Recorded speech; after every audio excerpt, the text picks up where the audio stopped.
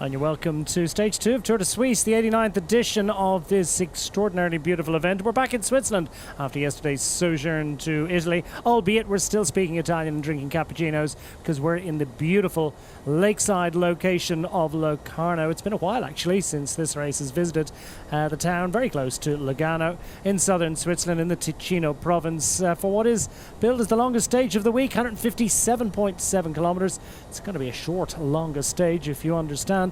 Had some great action already from day one. If day two lives up to the sort of experience that we had yesterday, it's going to be exceptional. First time back in Locarno, actually, for a stage finish since 2008. We've got a double helping, or we should say a quadruple helping. We've got the women's race starting and finishing, and the men's race, of course, starting and finishing in the same location. Picturesque town, the canton of Ticino.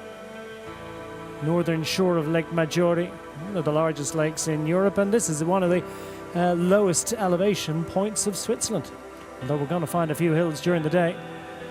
One of the mildest and sunniest climates in Switzerland. It's hot today, I can tell you, over 30 degrees Celsius. Sunniest part of Switzerland. It's a must visit, winter or summer.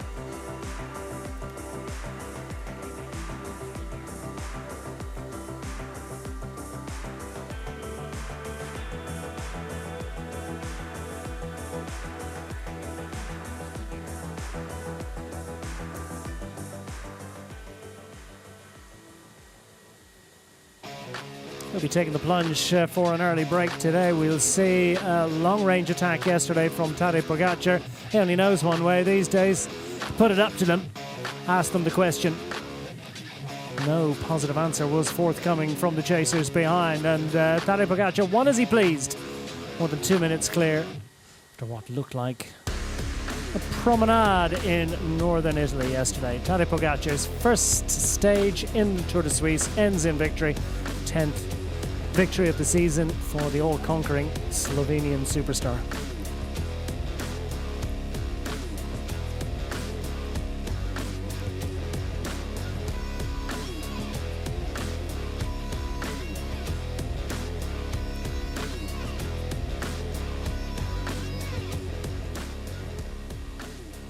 Low fives all round for Tadej Pogacar, heralded as the first race leader of the week. Who's going to be able to unseat him already?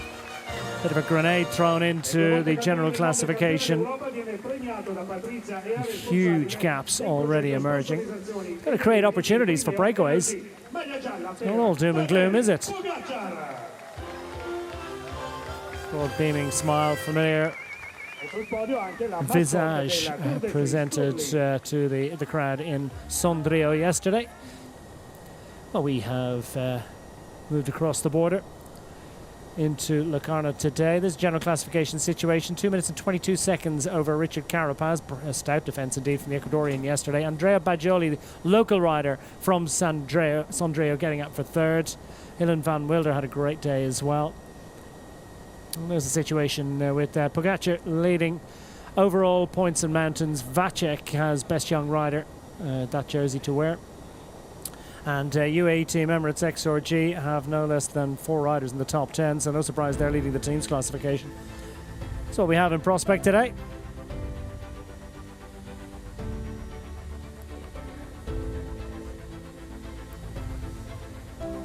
Well, out of Locarno today, starting and finishing in the same location once again, and so we get racing up the hills pretty quickly. 3 classified climbs across the day. The most demanding of those comes quite early in the day.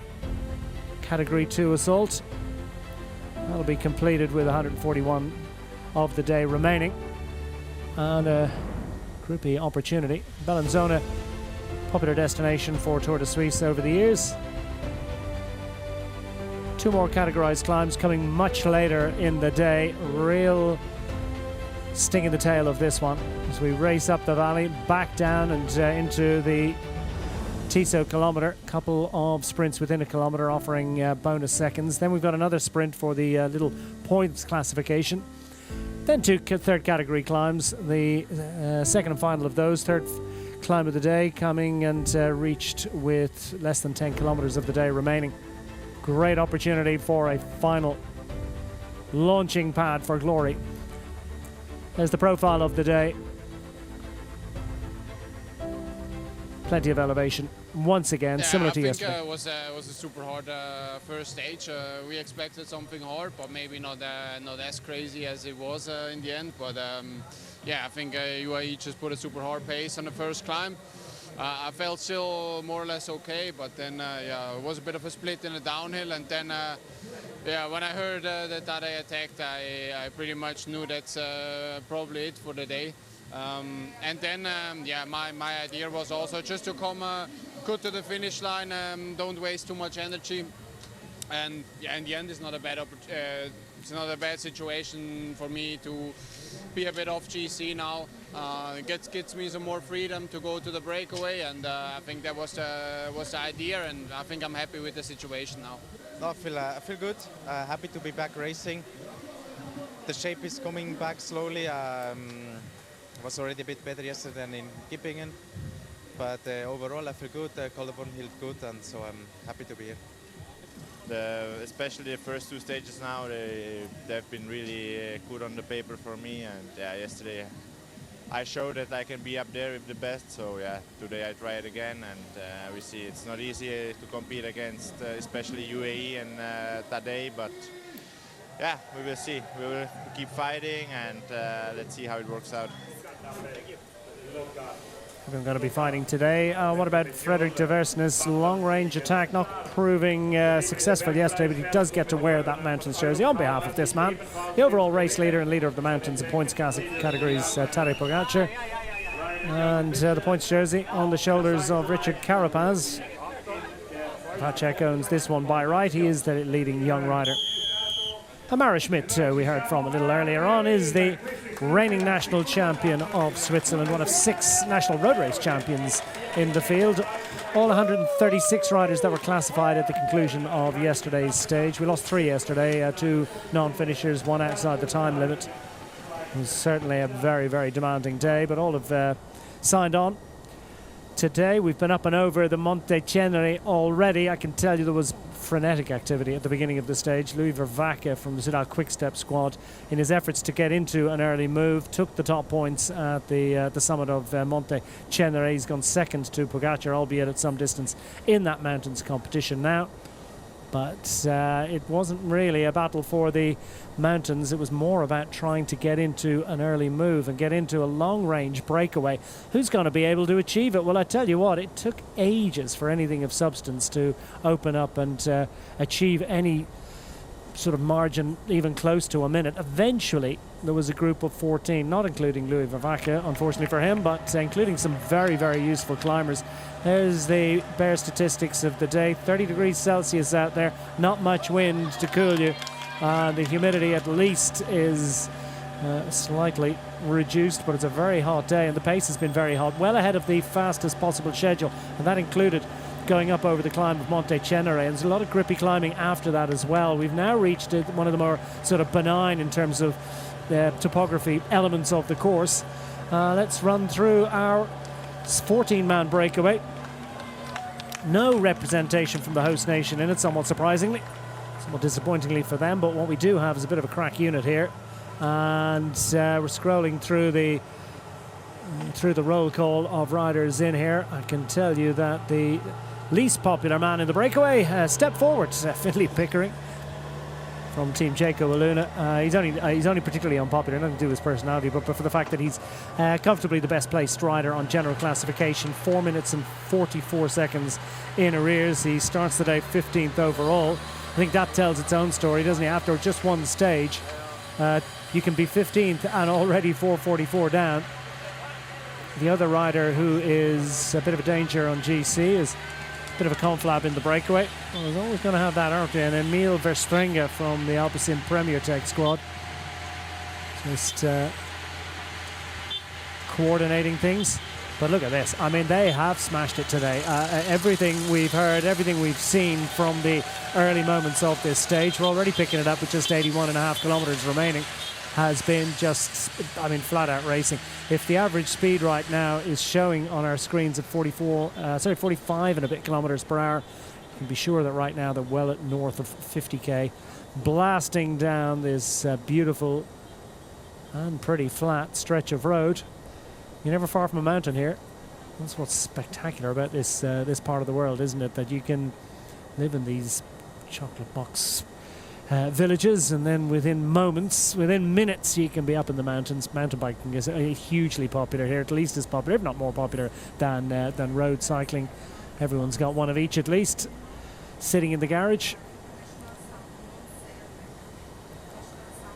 And a long snaking peloton towed along for much of the day, we are given to understand by the UAE team, not represented in the break. No surprise there.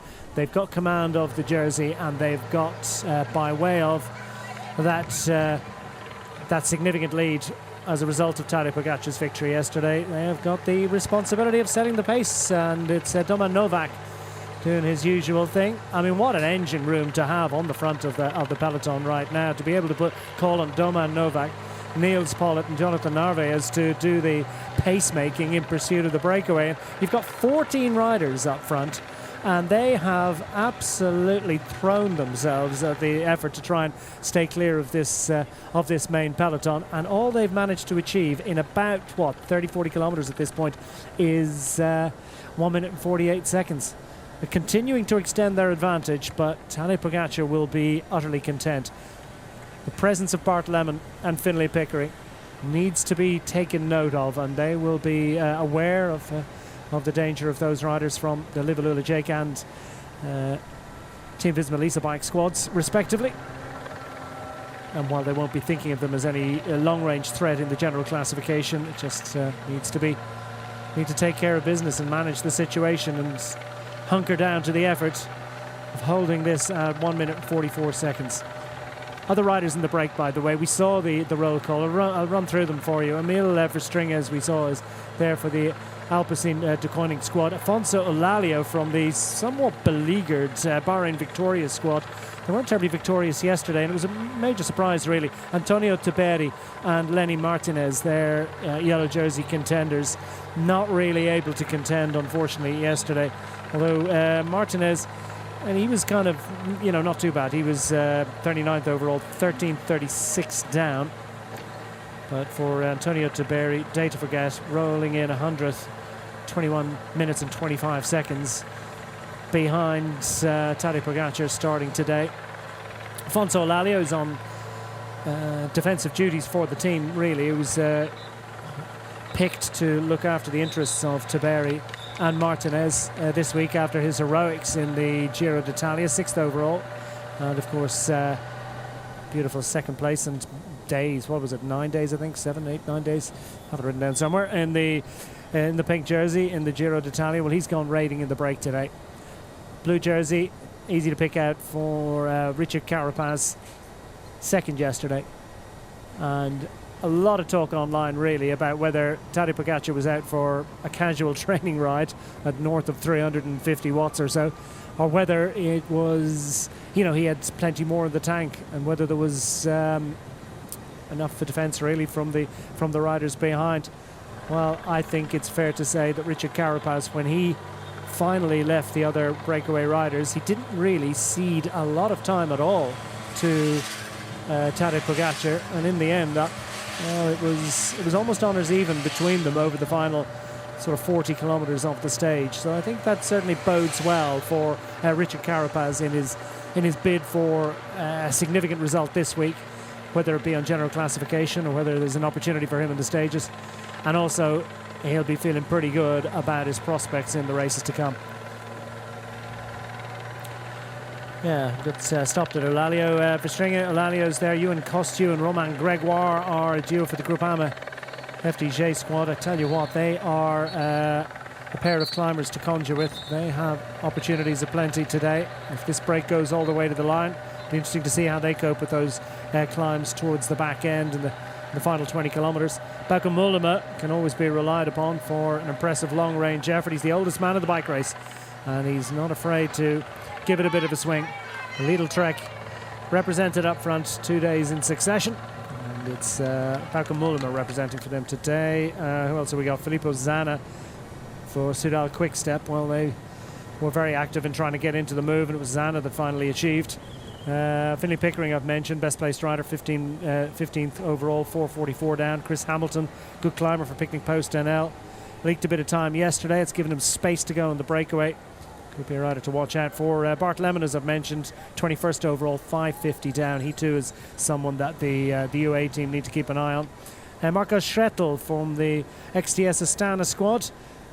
Again, 21 minutes and 25 seconds down, so nothing to worry about there. Large group came in at that remove. That was the boss really yesterday. Milan Vader from Pinarello Q36 Pro Cycling and his teammate Marcel Camprubi. And indeed, Fred Wright. Alfred, I nearly called him. Fred Wright, we heard that he was in the move, and just some news coming to us that he might have been involved in a bit of a spill. So I need to get some further details about that. But I understand he's back in the group, and having had a little bit of an unscheduled departure from the bicycle.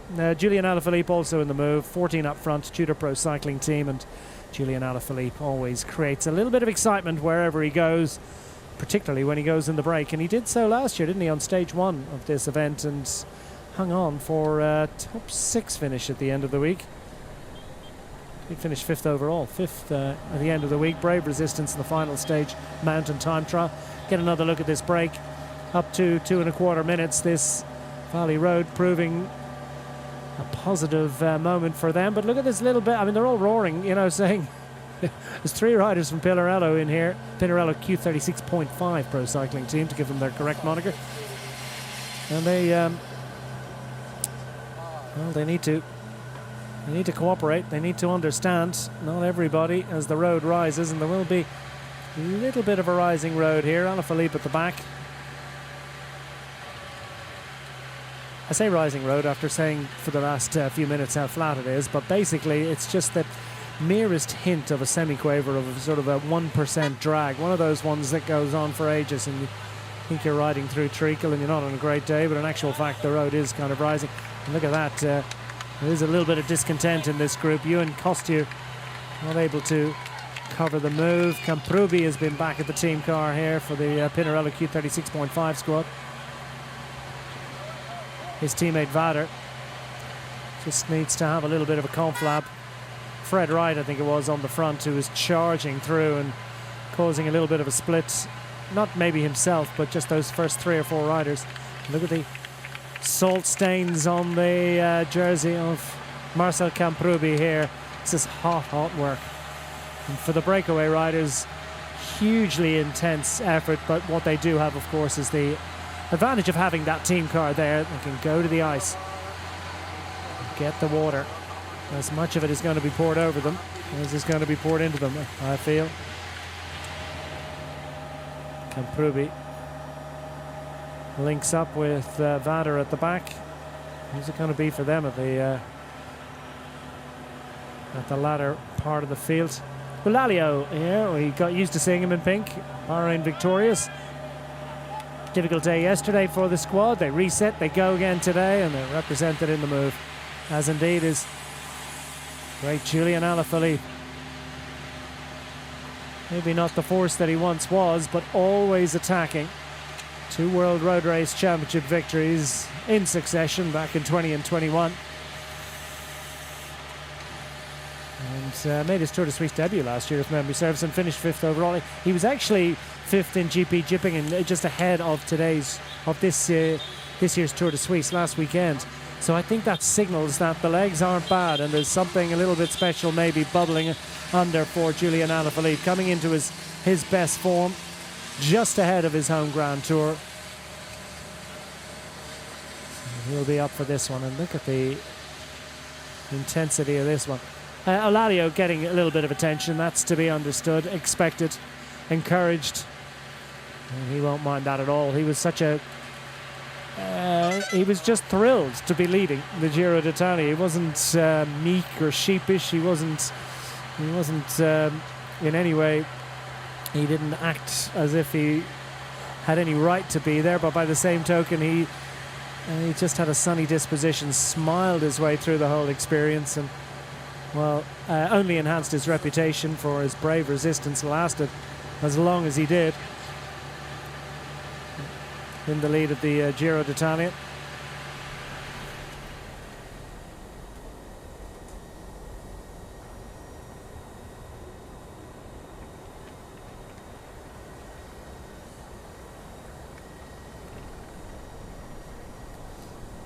Meanwhile, the peloton and the updates coming thick and fast. So for all I was saying that the UAEs are doing a great job of resisting, the gap out to 2.5 minutes now. At what point do other teams think, well, we better throw a bit of coal on this one?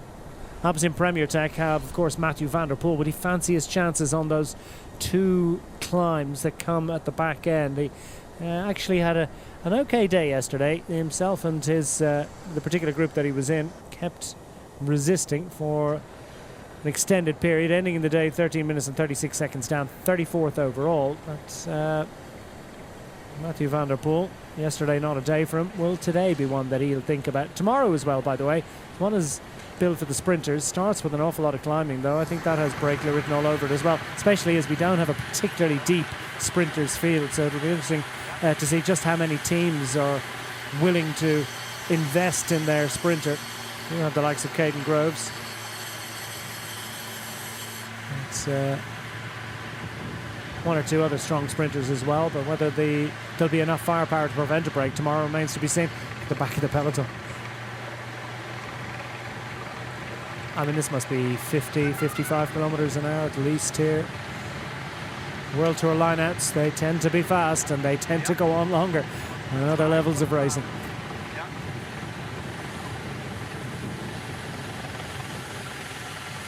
And we found Van der Poel, and he's got his friends at the Alpecin Premier Tech squad gathered around him on the wheel of Oscar Riesebeck.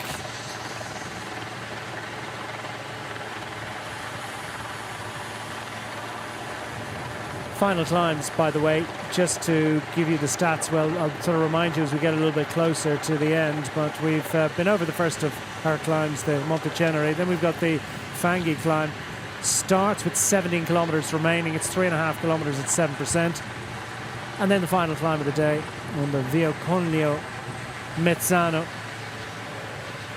Starts with 9.6 kilometers and completed 1.4 kilometers after that with 8k to go, just over 8k to go. That's at 9.3%. It's quite the ramp. Sort of ramp that in his pump he can get over. And look at that. Max Schachmann at his work.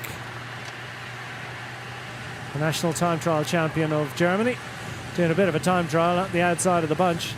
Well, I did say they were kind of cruising along and that there was a bit of a line out, and then Schachmann shows that it's possible. You know, charging up the outside, if you can sustain that kind of power for any length of time, yeah, you're going to make the front of the bunch no problem. Breakaway, taking an unusual variety of routes through that left-hander. Going to be interesting for the bunch coming behind. And I think the fact that they ended up scattered all over the place at that left-hander and that bit of road furniture tells its story as well about how intense this effort is from this group. Make as much of these relatively flat roads as they possibly can before they get to those final climbs. First climb has a 2.3 kilometer descent over it, and then we're into the climbing again quite quickly.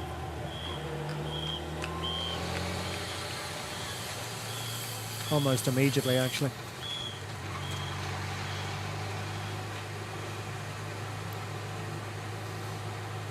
Filippo Zana, as I said, late to the party, but thrilled to be there, former Italian champion. See that quick step.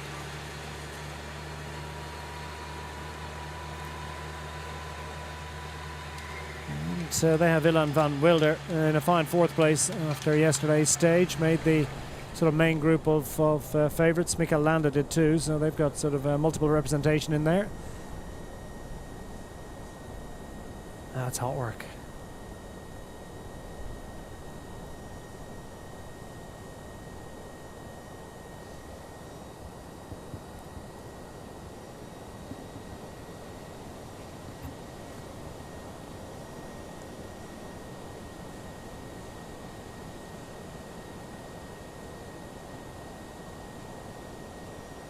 I'll grab my towel.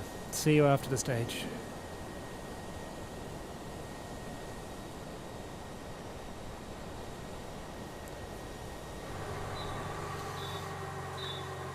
No rest for the wicked though. They used to call them the convicts of the road, didn't they? Road race cyclists, spending their lives behind bars, handlebars that is. I think it's an altogether more desirable profession. It was always desirable, I think.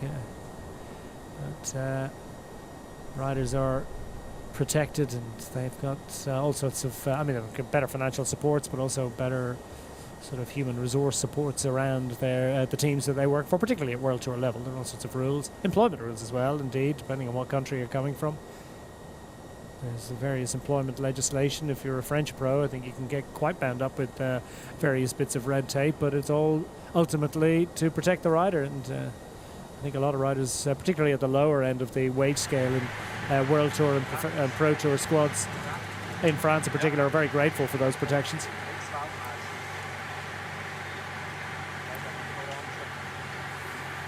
Speaking of former world champions, they're all over the place at the moment. Michał Kwiatkowski.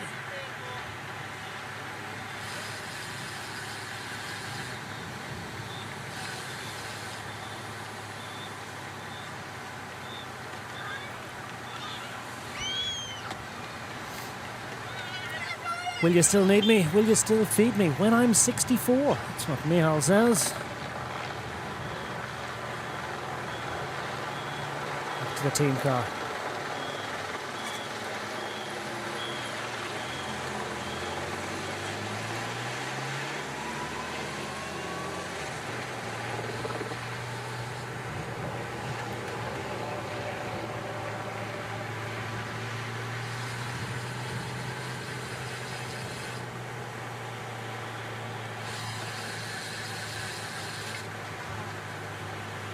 So Michał Kwiatkowski supporting the interests today of Andrew August, best placed rider for the Net Company Ineos squad. 4 minutes and 44 seconds down, level on time actually with Tobias Foss. So they got two riders into that group, 10th and 12th overall. Relatively content actually with things. Foss will certainly be looking forward to that, as indeed will Andrew August, to that time trial coming up on the penultimate day, and then the final day of racing on Sunday. That big Queen stage with sort of 3 full climbs of what's a very daunting and demanding Col de la Croix. The 2 full climbs, and then they've got 2 half ones. Is actually, it's hard to describe. We'll get a better idea as we get later in the week. In a circuit around Villars-sur-Olon, final appointment coming up on Sunday. A little way to go before we get there. And we wind and twist our way to avoid the motorways. Take the back roads. Niels Pollitt says, follow me. Former German champ. It's the backing of the team in many of the spring classics, particularly Paris-Roubaix. Well, I suppose not since Pogacar decided he was riding it, but certainly is one of the senior figures in the classics classic squad. And then come to the summer stage races, he dedicates himself to the interests of others.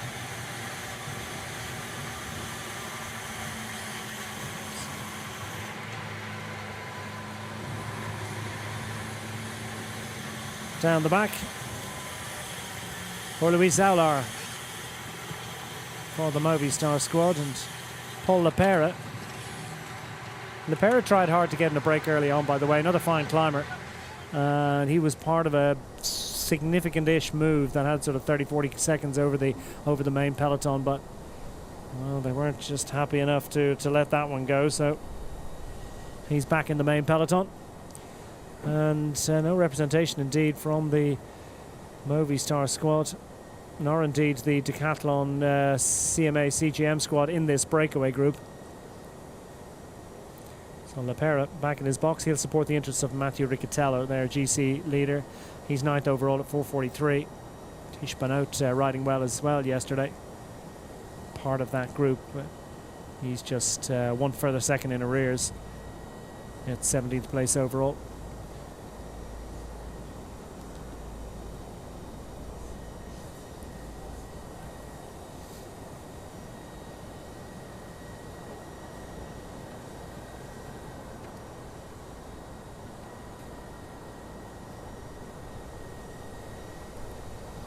Well, they get a bit parched down there. Coming to the height of summer. The River Breno.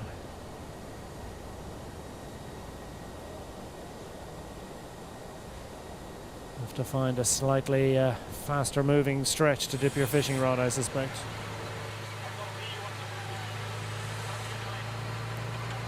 Back for advice and encouragement, Bart Lemon from the breakaway. The other rider who's particularly well placed. Lemon, good climber, 30-year-old Dutchman from Utrecht. Second overall in the Tour of Slovakia 12 months ago.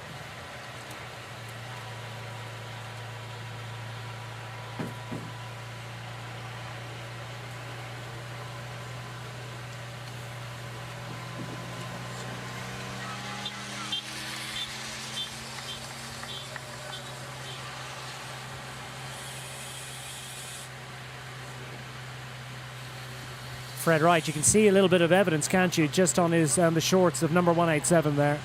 A little tear in the lycra. Well, they built him tough in Yorkshire. Oh, tough of the road, you might say, Wright. And he's back on his bike, back in the line, back available for his team. Pinarello Q36.5 Pro Cycling Team, one of two pro team squads in this group, and or at least in the field today, and they've got 3 riders represented in the breaks, a super opportunity for them. The other team, of course, at pro team level, Julian Alaphilippe for the Tudor Pro Cycling Team, so the Swiss squad making sure to be represented in the move, albeit no Swiss representation among the riders.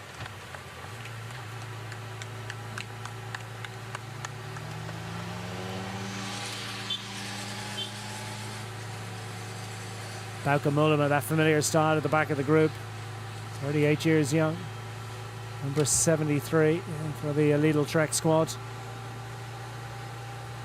Relatively low cadence compared to the other riders. And it's just constant, isn't it? I mean, this gives you a sense of just how hot this one is. They are just going back. I mean, Pinarello, I suppose, as a team, just having 3 riders in the break means that each of those riders can go back to the team car. That's just a signal from the Commissar, I think, to say that maybe the team car is going to have to wait a minute. I'd say that water cooler is getting a bit of a workout. Every time they lift the lid, they probably lose about 5 degrees. It won't be cold water that they're handing out. They've lifted the lid so often. But yeah, just have 3 riders in there means it's you have to go back yourself all the time. There's other riders to do it. It's the same for the riders in the main peloton as well, of course. It's marginal gains, but it's all significant. And it's an element of sports science that's understood to a much greater degree than it was in even like 10 years ago. I mean, the pace of understanding of hydration. It's not just about hydration, electrolytes and all the minerals and etc. that need to be sort of kept on board, and exactly the right amount, delivered at exactly the right amount. Well, it's also, of course, about trying to keep cool, and just how important it is, and how much of a rider's strength, power, and indeed decision-making ability is lost by just 1 or 2 degrees of core temperature. As the mercury rises, it affects riders in different ways as well, and there's an awful lot more knowledge and detailed knowledge coming on board for each individual rider in the peloton about exactly what their hydration strategy and indeed cooling strategy needs to be. I don't think we're that far away actually from maybe cooling vests, if they can be made remotely aerodynamic. You could see riders just sort of employing I'm not 100% sure that they're actually legal in competition. Certainly we see lots of riders warming up, or at least preparing. You wouldn't say warming up, but yeah, just making sure that they're on their body as they limber up for competition. Will we see them in the peloton at any stage? Mark Hirschi, we heard from him at the top of the show. A man who has performed with distinction in this race, took a final stage victory a few years ago, as I recall, and on a mountainous stage. Said the sensations are coming, starting to happen for him. Didn't feel great in GP Jippingen at the weekend. Then yesterday, just that little bit better, albeit he's not really a factor. Hirschi 24th overall, 5:52 down. I mean, 5:52 is a huge amount, but he's not actually that far away from a podium position.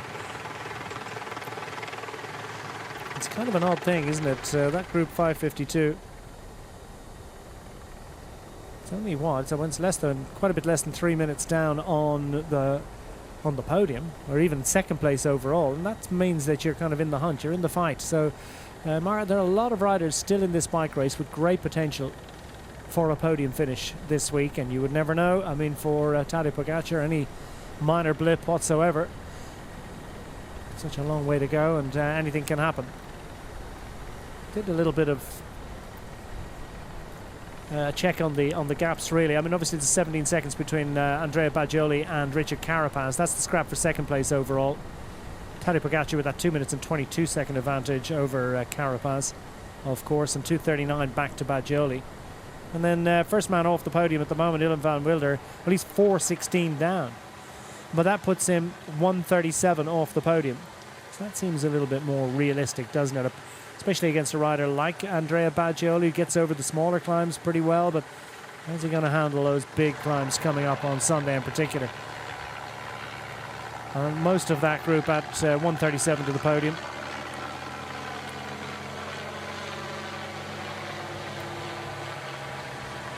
Great work done yesterday by Belgian champion Tim Wellens, and continuing the work, having set the tempo for Tadej Pogačar. It's the other Slovenian in the UAE team that is grateful for the bar run by the Belgian classic specialist. Pretty nice looking musette.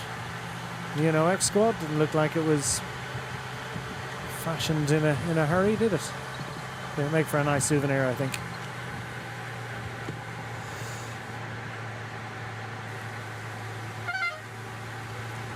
Down the back of the peloton as the road grips ever so slightly. Jarno Vidar, a Lotto Intermarché.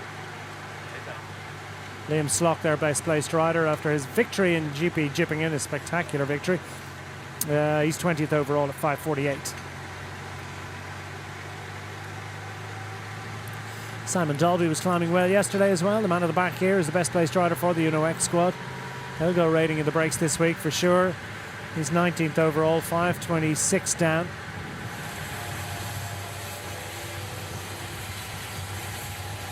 It's a funny old gap. It's not the sort of gap which will make him of any real worry or concern to Tadej Pogačar, but plenty of other riders would feel in the top 10 would feel threatened by an attack from the likes of Simon Dolby. What's interesting really is that our two riders in the breakaway, Finlay Pickering and Bart Lemon, are very much a threat to riders in the top 10, so they could certainly infiltrate the GC fight here a little bit.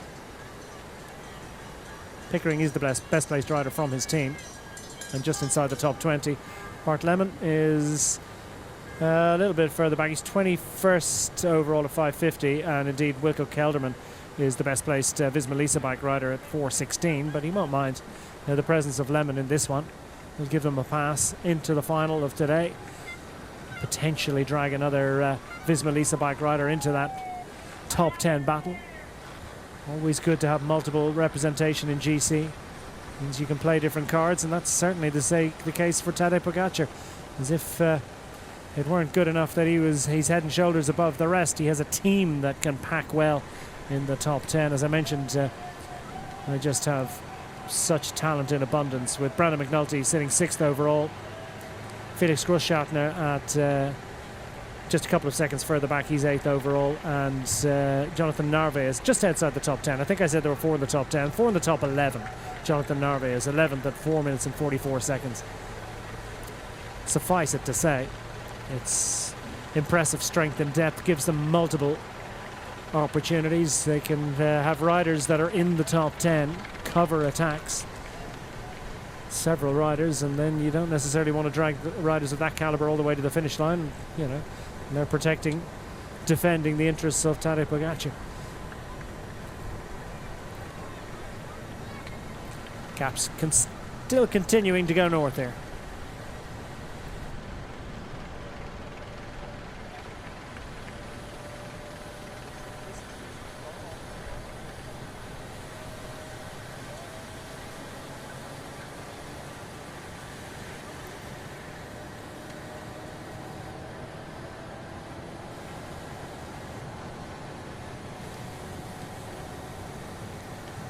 when do we see other teams involved? That's the question. Bahrain Victoria's squad feeling pretty content about this one.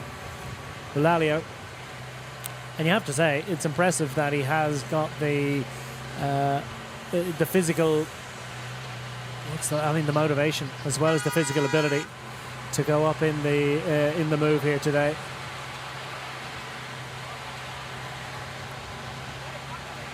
Fred Wright back to the Pinarello car. But he's got a fast kick. If he gets over the climbs with his teammates or with the leaders from the break, assuming they do get to contest the stage, and there's by no means any certainty of that, but we'll see how it plays out. But well, he would be a rider to conjure with in the final scrap. Jess Eulalia, of course, 9 days in pink it was, second on the stage, defending his general classification situation in the top 10 and even the top 6 all the way to the finish line. So scrapping mightily day after day. Tough to come out of 3 weeks of Grand Tour racing like that and be able to go again a couple of weeks later. But Afonso Lalio has kept the engine switched on, and that's impressive, isn't it? He has that motivation. And you will see, I mean, obviously it's been tried, isn't it? Hasn't it, in the last couple of years with Pogacar in particular, but to do Tour de France after Giro d'Italia. But generally speaking, the riders will just take a little bit of a break and then just try and fire up the engine a little bit closer. It's a little bit, I suppose, what they're doing here, but Lalio, of course, is not going for Tour de France. But nonetheless, he could be forgiven if he headed for the beach after Giro d'Italia and was really struggling to remind himself of the demands of World Tour racing in these first couple of days. But no, he's gone in the break and representing for Bahrain Victorious, trying to recover something from the week. Still just 2 riders at the moment. Now we're seeing, of course, the EF Education Easy Post riders have assembled just behind Niels Pollitt and Doman Novak. At what point will they feel they need to make a bit of a contribution?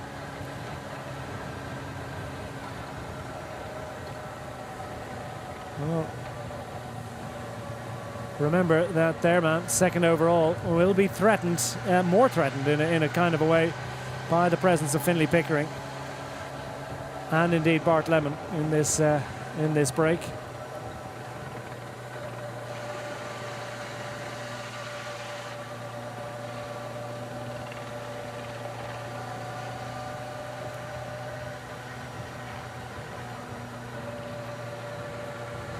Not quite at the point where Carapaz is dropping to third on the road, just trying to make the calculations, but nonetheless it's something to be concerned and be present and just wait for the moment when you feel you have to deploy resources. But right now they'll use up the UAE riders.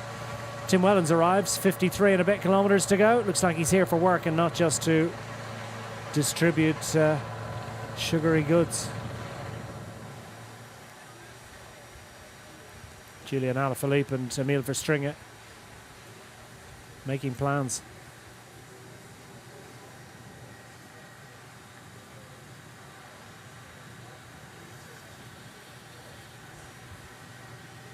Yeah, salt deposits caked on both those riders. Verstringer finished fourth indeed in Liège-Bastogne-Liège. I mean, he's an absolute epic shout for today's stage if it does survive. Fifth in Amstel Gold as well. Bit of a breakthrough year for him. Got sixth on the stage of Basque Country.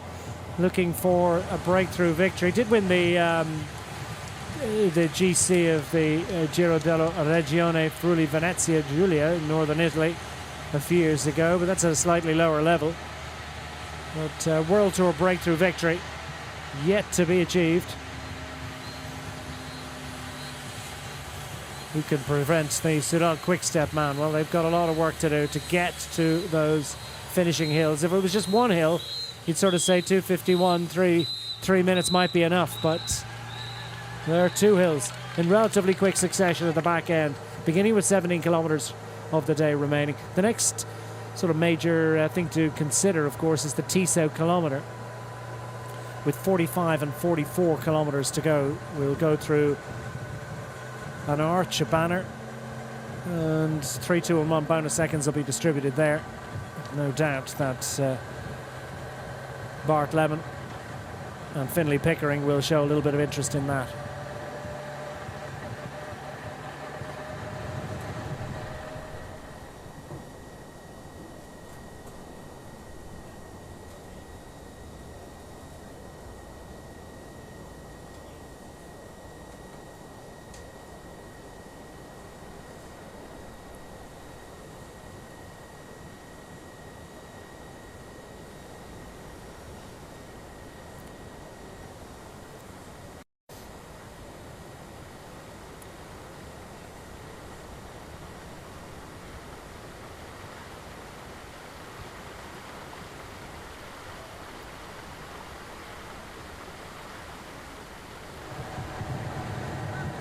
Well, I hope they all have a note to be off work.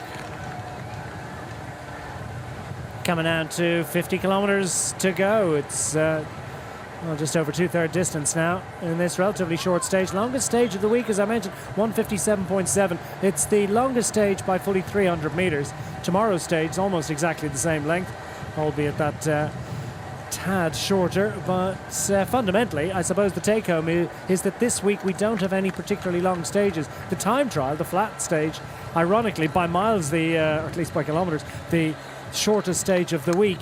It's a relatively long time trial at this level in this current era. So that's pan flat 23 point something kilometres, so that's going to be an opportunity, an important hit out ahead of the Tour de France for the riders on their time trial bikes. But for the rest of the week, it's relatively short stages, in part because I think that's the modern way. That's the way that the sport is going. Shorter stages, fewer of them, and indeed more climbing tends to be packed and condensed into that. So it's kind of skewed a little bit towards the climbers in this era of cycling. But also I think the logistics around it, of running 2 bike races on the day, that the whole Tour de Suisse organisation has really taken on an amazing challenge this year. They kind of dipped their toe in the water over the last few years by overlapping the last couple of days of the women's event with the start of the men's event and so on. I think they had it the other way around a few years ago as well, where the men finished and the women started. But it's now gone to a full 5 days for each of the races, shorten the men's race, they ensured that the women have the full 5 days, and both races on the same day, starting and finishing in the same location. It's a massive, massive undertaking logistically, but it does, of course, offer so much for the spectators. And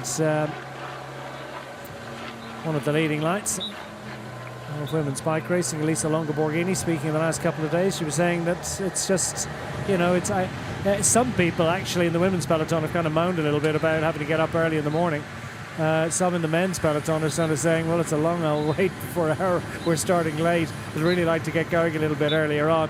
But as she said, getting up at 6 o'clock in the morning for 5 days, that's not such a big deal. There's plenty of people getting up at 3, 4 o'clock in the morning every day of their working lives. So, not much to complain about. And that's absolutely what you would, nothing less than indeed you would expect from an inspiring and one of the hardest working riders in world cycling, Elisa Longo-Borghini. But basically, she said it's a huge advantage. It's a really interesting time.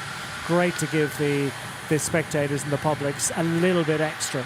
And in the finishing town yesterday of Sondrio, certainly there was an absolutely fabulous atmosphere, and that's replicated today in Locarno. I can tell you there's a great bike expo, with loads of different riders. So here's a mechanical. I'll tell you what, it's a mechanical at a time when the peloton are absolutely flying.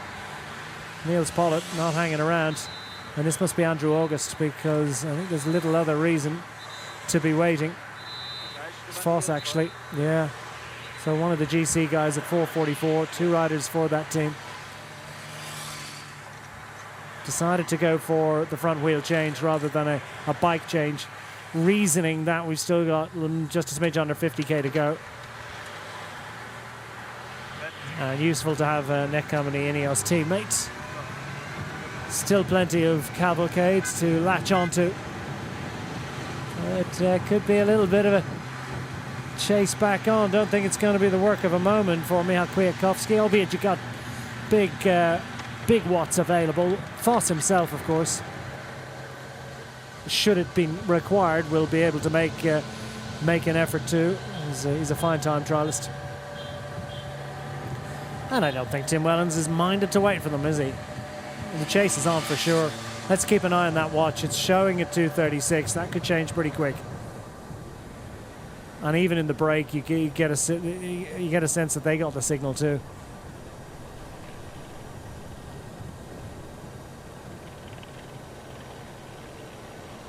Yeah, increasingly they're going, or decreasingly they're going for the bike change, aren't they? It's more and more around a wheel change.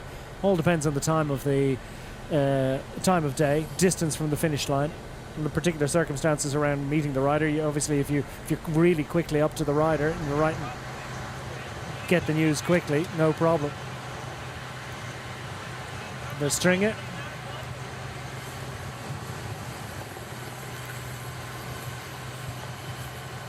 Gets his instructions. Another punchy option for the stage. Romain Gregoire at the back here. Costiu is a fine climber. Gregoire, you would imagine that this is a parkour absolutely tailor-made for him.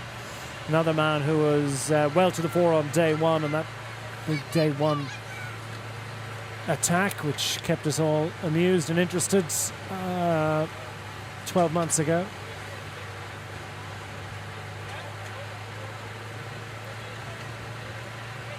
Into and out of, or out of and into Kusnacht, took the victory on that occasion, ahead of Kevin Vauquelin. Actually, Bart Lemon was third on that stage, so these two know each other well. They're riding in line astern. The rider in yellow was third in the first stage last year. The rider at the back, Romain Gregoire, was the winner. And of course, Julian Alaphilippe, just one in front of them, was fourth on that occasion. It's only Kevin Vauquelin is missing from the top four on stage one in this particular breakaway, but they had a look at it and you can tell that they fancy this one. Coming up to this Tissot kilometre, got to work out who needs the seconds here. Lennon will show some interest for sure, and watch that purple jersey, Finlay Pickering. One of two Englishmen in this group, indeed one of two Yorkshiremen. But, Fred Wright and Finlay Pickering is from Cottingham, I understand. In the northeast of England. Gregoire less concerned. Starts at 8:37th overall, 13 minutes and 36 seconds in arrears. A smattering of seconds will be of little consequence. So according to the road book, we're about 700 metres from this first Tissot sprint of the day. And remember, the winner of the Tissot sprint classification as well, as in the one that accumulates the most bonus seconds through the two of them. And if there's a tie, it's the winner of the second one. Gets a watch, trip to the podium. And a nice Swiss timepiece as well to celebrate. Now, is there any contest at all? Anyone fancy going up to pinch it? Well, I tell you, that's a signal. That says to me that, well, Bauke Mollema just says, you know, I'm going to take this because I quite fancy the idea of a watch maybe, because Bauke Mollema started the day 93rd overall at 21 minutes and 25 seconds down. May have been thinking as well that Finlay Pickering might have appeared out of nowhere, or just protect his teammates who are in the top 10. Remember, Andrea Baggioli is third overall, so Bauke Mollema might have been just thinking, I'll just take that one, just to be sure. Lemon rolls to the front, but they're just rolling through here in the line.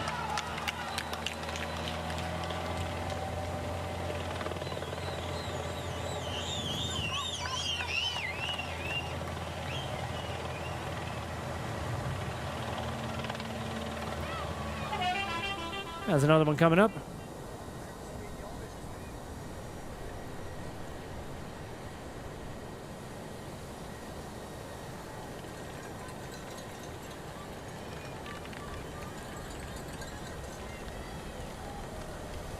Eulalia Vader second across the line last time around. Vistringa and it would appear Camprubi going to lead them through.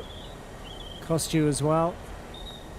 Was it Vistringa or was it Eulalia? Was it indeed Camprubi, I suspect it matters not a whole lot to either of them. Whoever it is that got that one, I think they're the one getting the watch though. It'll matter to the Tissot rep at the finish line. And indeed to the rider when he eventually gets the good news. It's confirmation of the first one. Eulalia and Vader taking the 2 and the 1 behind Bauke Mollema. None of these three really interested in the general classification.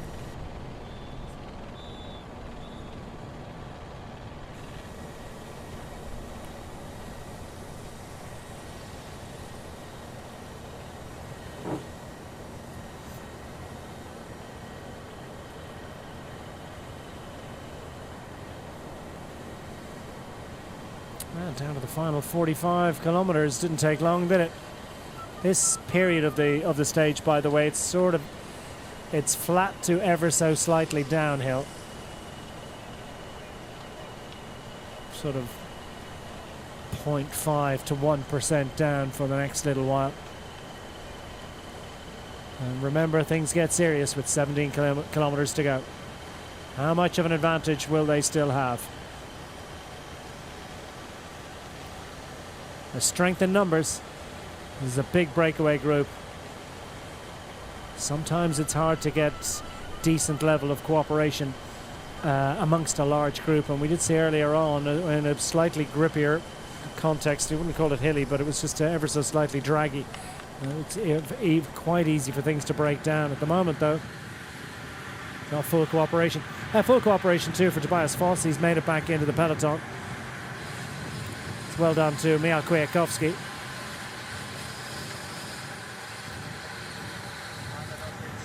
And Foss will cruise back up as quickly as he can.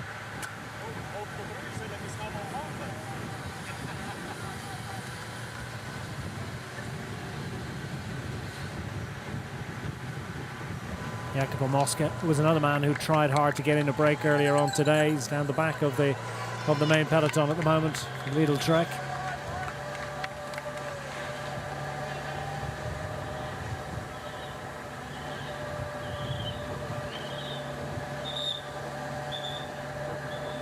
Long shift for Tim Wellens.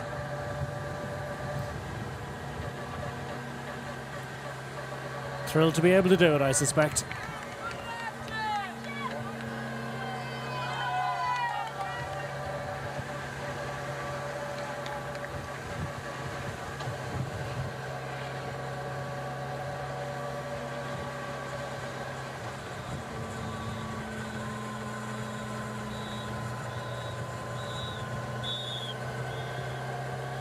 Niels Pollitt, it's a familiar toothy grimace, but he can do this for hours. As you can see, the pace north of 50k an hour. Wind not much of a factor today. Pushing that very, very warm wind out of the way at a level that it's going to feel like a headwind, even if it isn't. Tadej Pogačar finds Felix Großschartner for a quick conflab. Großschartner was a very useful ally yesterday, to whom Pogačar paid due tribute. Indeed, all three riders in the group behind, Brandon McNulty and Jonathan Narvaez, did so much great work just by their presence in that chase group. They kind of neutralized the ambition of so many riders in that group. They knew that if they were to attack or to really turn up the wick, they were bringing with them teammates of Tadej Pogačar. Changes the tempo, changes the mood in a group.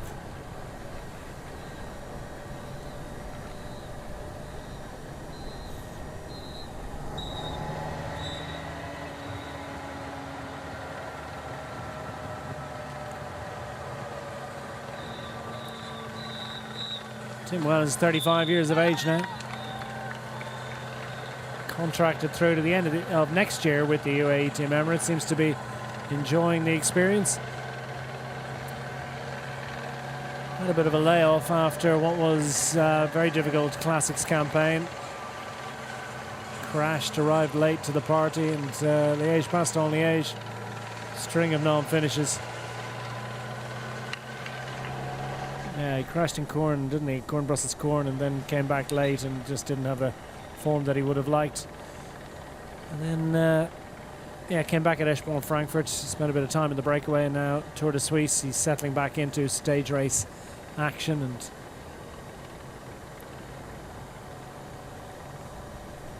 what an asset, what an ally. What can the Vismas do about it? At the moment they have Wilco Kelderman sitting 7th overall, 4:16 down.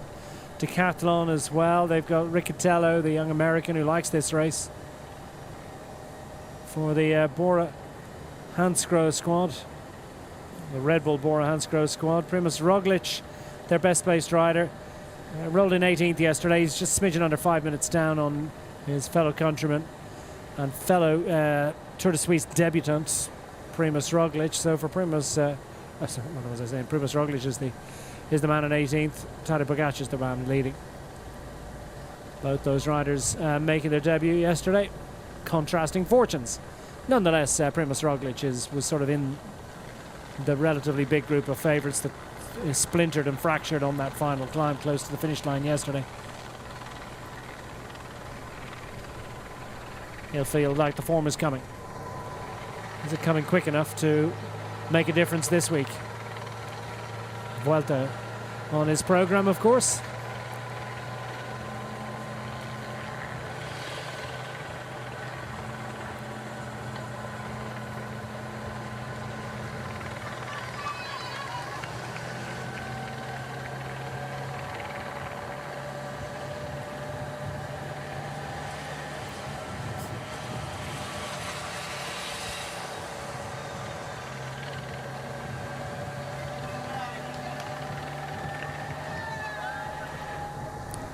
Aforementioned Slovenian veteran Primoz Roglic.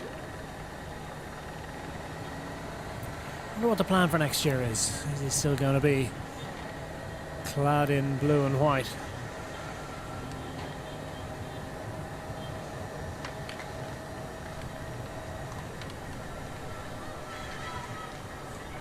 Team ranged about him. He'll have a little bit of space, I think, to explore breakaway opportunities. Is it his style? Will he fancy it? We saw a lot of attacking, didn't we, in the Tour de France last year? Unusual attacking, given the particular position overall of Florian Leibowitz. Callum Scottson doing that work for which he's made his name over the years in and about Sven-Erik Bystrom.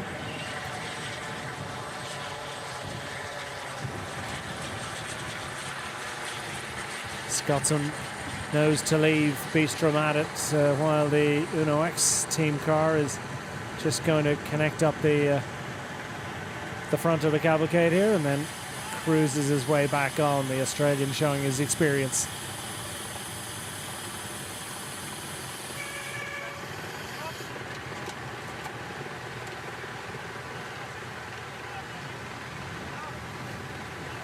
Fredrik Wandal, that is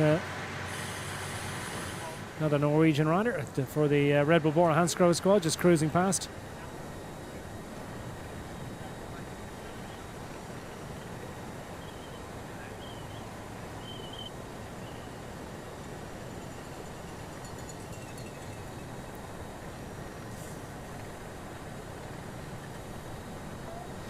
Actually Danish, isn't he, Vandal?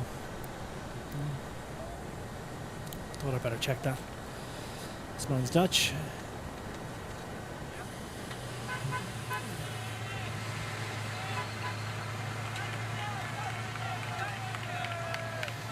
Well, breakaway almost as one are out of the saddle here. Little gripper. Road starting to just get a bit lumpy, but it's only momentarily, I can tell you. Still a distance from the real climb of the day, as Camprubi confirmed as having claimed the 3. I think they had a look at the photograph, actually. It was definitely a photo. It was Zano and Pickering behind. Pickering taking about a second, so that's at least given the best placed rider in the breakaway something from the day, albeit it won't matter much if he doesn't survive to claim a little bit more time by contesting for stage honours today, or at least staying clear of the main peloton.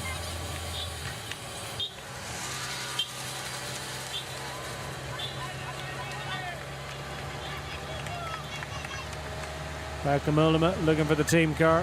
Seems every time they do a run. He's retiring at the end of the year, of course, isn't he? Bauke Mollema. So every bike race he does is an opportunity to smell the coffee and take in the sights and sounds. In fact, some of the races he's doing this year are actually first appearances. He went to Tour de Hongrie, didn't he, within the last few weeks, and that was his first ever appearance at that race. And I'm sure that he's thinking, in this final year, I'd like to just have some new experiences. I'd like to just sort of take it all in, do what I can for the team. Did what he could for the team, and they won overall, didn't they, in Tour de Hongrie. And Bauke Mollema made a significant contribution to that victory on that occasion. And his presence in the break today, very valuable asset to the Lidl Trek squad. Were he to go on to contest for stage honours, well, that's just great. And Andrea Baggioli will be relatively content that there aren't too many threats to his situation third overall. We'll keep an eye on Pickering and Bart Lemon, but we'll feel this breakaway is okay. And of course, he's got his own opportunity to see what he can achieve. We have a race victory in his final season.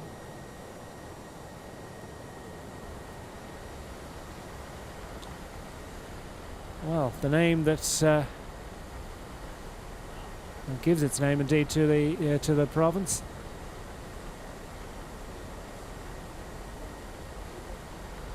It's a pub's life.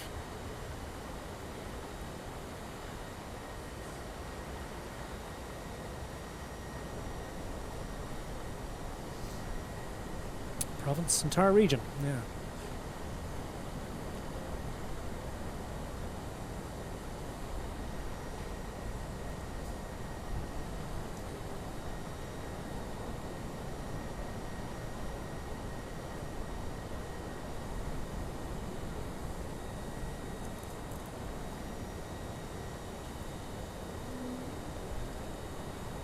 Most important perennial left bank tributary of the Po, this one.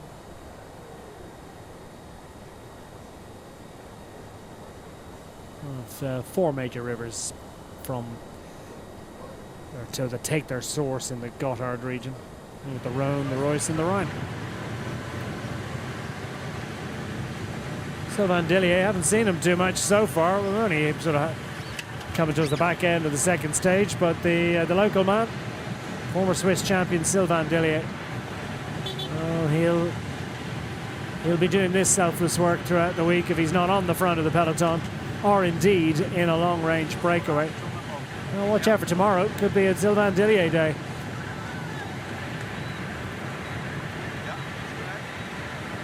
Definitely has the look about it, the parkour tomorrow.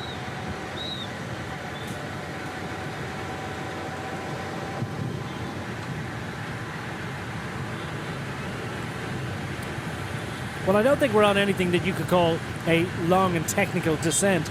We're going 76 kilometers an hour here. That is downhill. It's not exactly precipitously downhill, is it? I mean, not like we're sort of going over a ski slope, but look at the speed. And yet, the gap is holding steady at just north of 2.5 minutes. And indeed, look at the ability of this man to take on bottles at more than 70 kilometers an hour. And watch out for Mathieu van der Poel, able to grab a bottle, an ice bag even.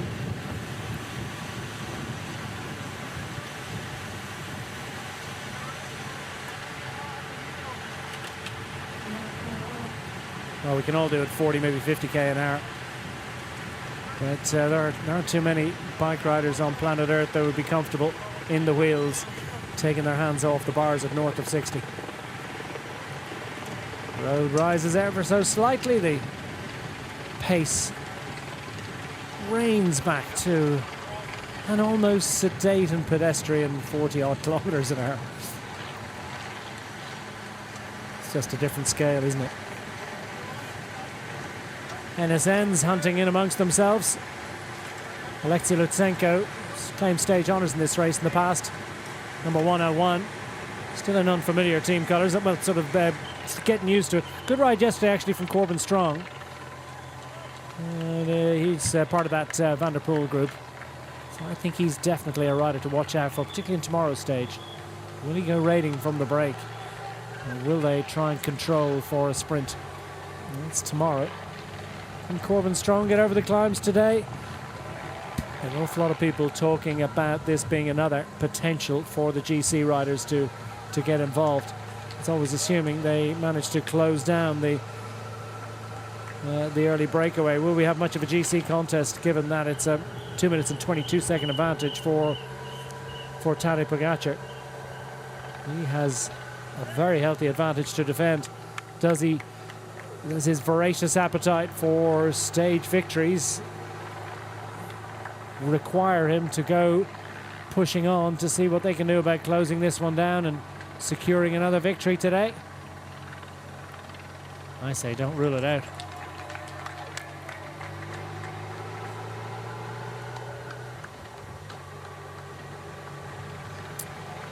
Yeah, PCS reckons he's won 25 stages in the 7 major Grand Tours of cycling. Not major Grand Tours, but major tours, major stage races, including the 3 Grand Tours. It's an amazing haul, and it is by some considerable margin the greatest number of current active riders. Bajoli, great 3rd place yesterday. 3rd overall for the Lidl Trek rider. Number 71 on his jersey. If you're trying to pick him out.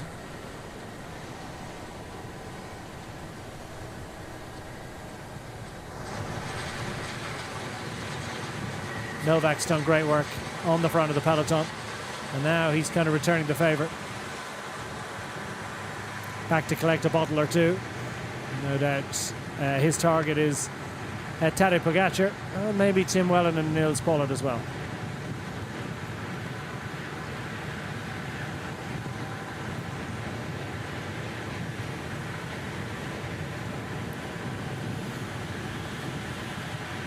Just a smidgen north of 30 kilometres of the day remaining on stage 2 of Tour de Suisse. If you're just joining us, it's been absolutely pell-mell today. Flat out racing, well ahead of the fastest schedule. We've got a couple of grippy climbs to come. 3 classified climbs of the day in total. A long and sustained scrap for the breakaway group. Eventually a group of 14 race clear, and this man Doman Novak was charged with the responsibility of setting the pace on the front of the peloton to keep them at a relatively tight leash. It's going up again though, back out to 2:41. Great work being done by our 14 rider breakaway, for whom Finlay Pickering is the best placed rider, 4 minutes and 44 seconds down on general classification. The young Briton with the Jaco Alula squad. Bart Lemon also just 5 minutes and 50 seconds in arrears, potentially a threat to several riders in the top 10 were they to hang on clear to contest for stage honours and maybe claim a little bit of time in general classification today. Through and around Bellinzona and heading back towards Locarno on the shores of Lake Maggiore. Trip to the lakes today in Switzerland. In the Ticino canton of Switzerland.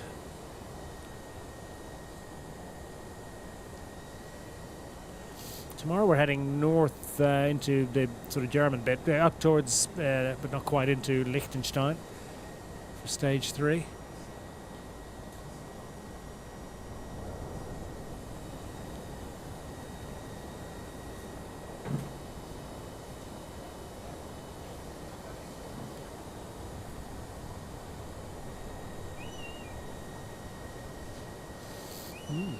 Castles abound.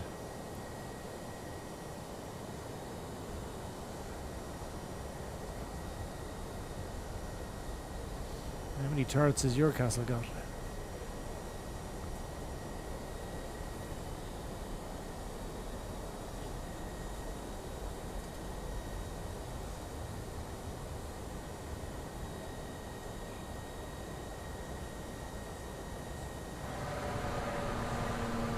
And now, EFs arrive. Well, that will be gratefully received by Tim Wellens and friends. A contribution from the EF Education Easy Post squad. representing the interests of the second place rider overall. For the first time really now, it's a serious threat from that breakaway to the second place overall of Richard Carapaz. And it's a good time to start supporting a team that has, well, they've proved steadfast. It's a relatively short stage, but nonetheless, I think Tim Wellens, Niels Pollitt, and Doma Novak in particular be very grateful. Novak made it up, didn't he, to drop off bottles. That's quite a good effort. I don't think he's going to be there for long. I'm just going to take a moment to recover a little bit.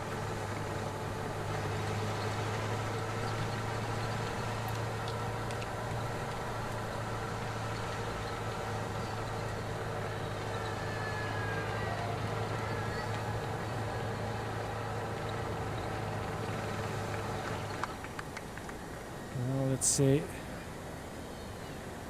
what's happening for Mark Hirschi. Just back to the team car for the former Swiss champion.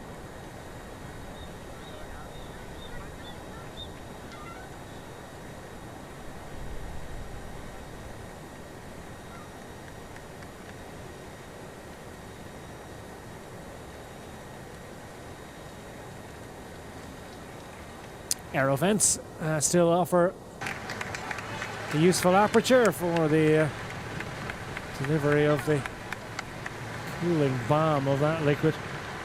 Arthur Cluckers is the Luxembourg champion, just in front of his Tudor teammate Mark Hirschi down the back of the peloton.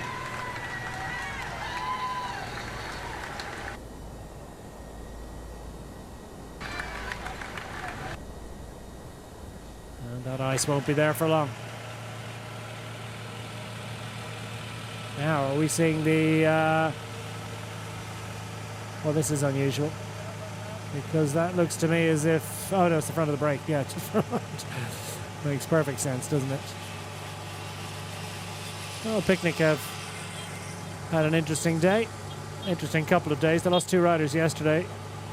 Two British riders. Matthew Dinham... Matthew Dinham's from Australia, isn't he? He retired, and Oliver Peace, the Briton, was... over the time limit, came in, I think 30-something minutes down. Some way adrift, indeed, of the time cut. Not sure what his particular difficulties. I did see him riding past me, actually, so I headed to the car yesterday, and it still looked like he was able to pedal the bike, so I wonder if he did encounter something a little bit, some extra unusual difficulty. But at any rate, they lost two riders yesterday, so Chris Hamilton...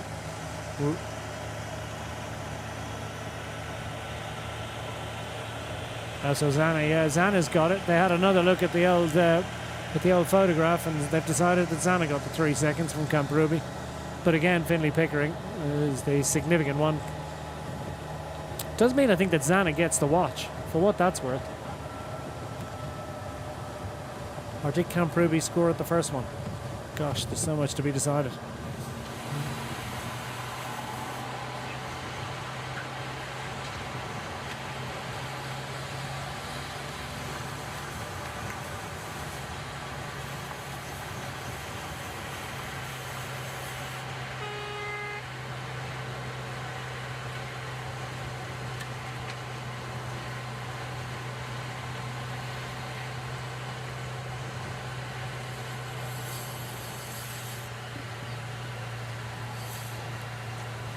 Now, you can tell that there's... I mean, it's just been non-stop, hasn't it? Back to the team cars. How do they actually contain as many bottles as they need for the day? But at any rate, there's just a minor sense that with this gap starting to come down, with the arrival on the front of the peloton of the EF Education Easy Pro squad, maybe, just maybe, this breakaway are now starting to think about the final as well. They can ill afford to, I think. I think they really need to sort of... And they probably do know that too, but they... also need to keep a weather eye on how to play the end game. Obviously, the rider with the most power has the best chance of winning, but you're going to need a lot more than that, I think, in a group of this caliber and size. Obviously, the numbers in here for the Pinarellos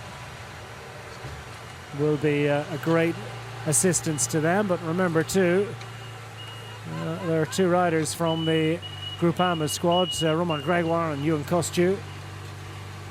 Gregoire is a rider to conjure with, surely, when considering the favourites of the day.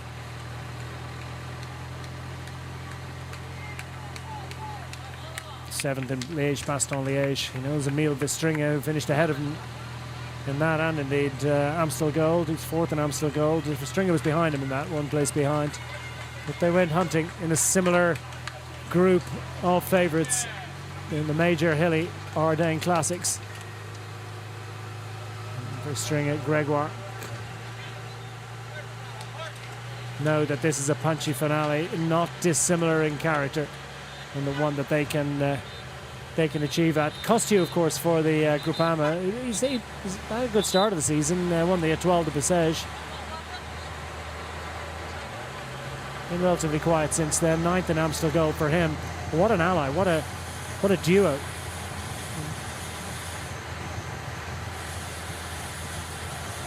String is flying solo, as indeed is this man, Julien Alaphilippe, who's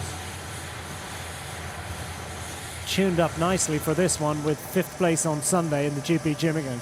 Not a big race in the grand scheme of things, but often a signal of form, and form is everything, isn't it? Well, form is an awful lot of it anyway, and it's you'd almost back form over results earlier in the season.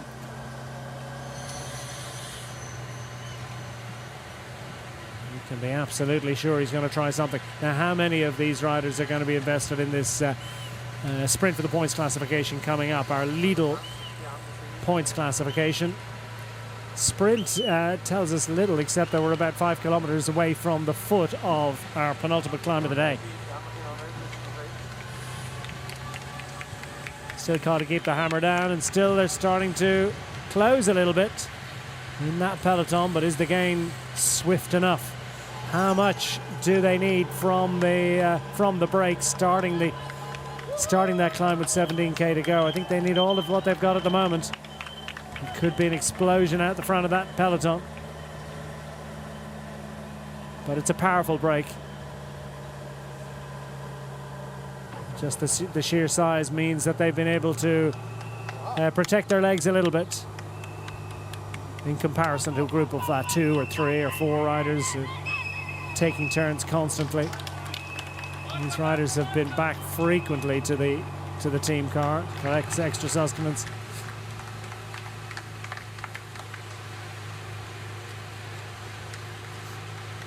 Chris Hamilton at the back for the Picnic Post NL squad. 2nd on the stage of the Giro back in 21 was a big result for him.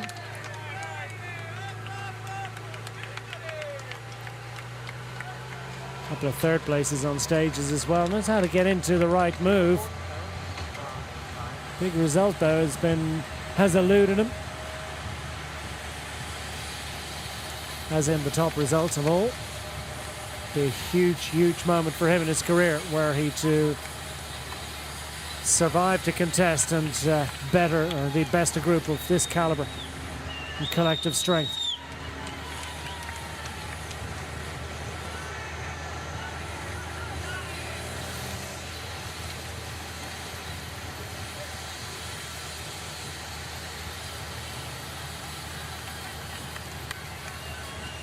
Bauke Mollema has won races of the standard and the caliber of Il Lombardia, albeit a while ago now, back in 2019.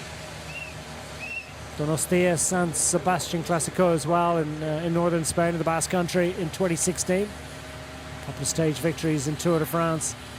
He's seen the very heights of this sport.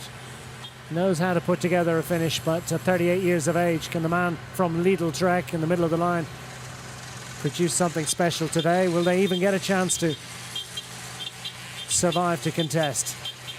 The issue very much in the balance, and as more time is claimed from that group behind, and as I say, they can ill afford to tarry here. They need to keep pouring coal on the fire all the way to the foot of the climb. The natural impulse is just to ease ever so slightly. There's 14 of us in here. You know what? Just going to miss a turn or two, just sneak a little bit of a moment, grab a bottle, just let someone else take my place in the line. And then it doesn't take much time before the whole pace grinds to a halt. Pinarellos have numbers. Only other team with numbers are the Groupama FDJ squad.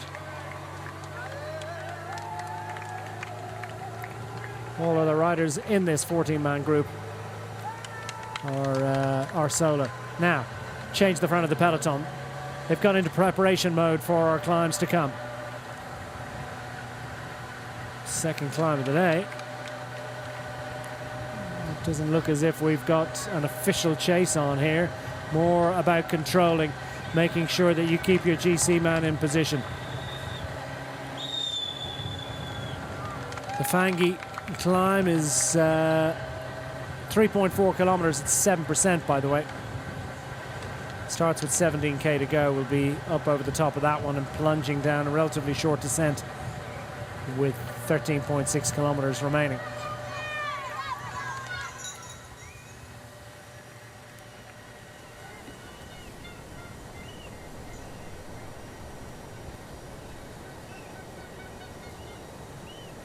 They do like this tilt and shift style shot, don't they?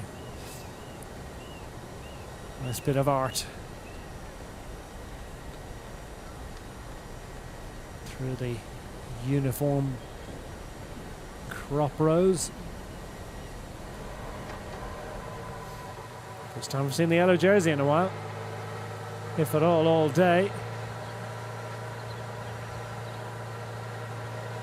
Pogacar close to the front. His team and indeed the rest of the peloton crowded around him. Mathieu van der Poel a little bit further back. Does he believe this could be a day for him?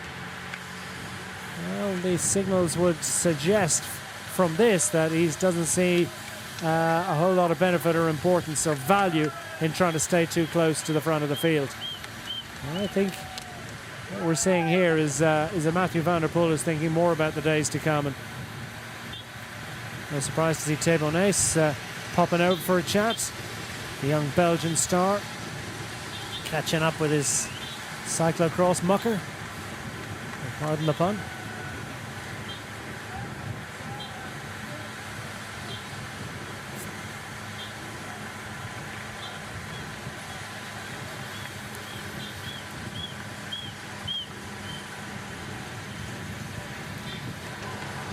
Down to 2:25. This breakaway group, well, they're tightening their bows and getting organised for the big push here, but they need not to leak too much more time. Marco Schrettel it is. Haven't thought too much about Schrettel, but big moment for him to be in this group, and he's a useful rider. Finished third in the Under-23 World Road Race Championships last year to Lorenzo Finn. And indeed won the Orland Nations Grand Prix stage race last year in Poland. Again at a lower rank, but signaling a sign of a strong rider, Schrettel, for the XDS Astana squad. On a rider for them. And they're absolutely charging along the front of that peloton. Everybody wants to command the front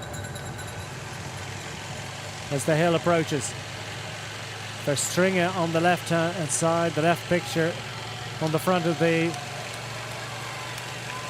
breakaway group. Won't be afraid of the caliber and the strength and the particular characteristics of these climbs to come.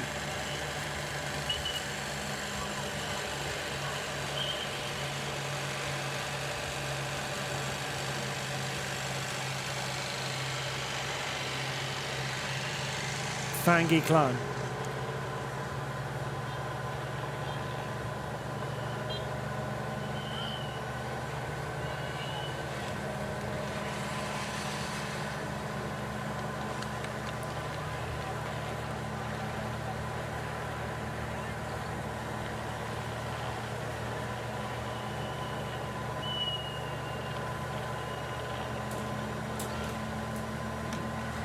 Main peloton continues to see a change in personnel at the front of the group as teams scroll through, take command. Everyone wants to time it perfectly to ensure that their general classification and stage contenders are exactly where they need to be.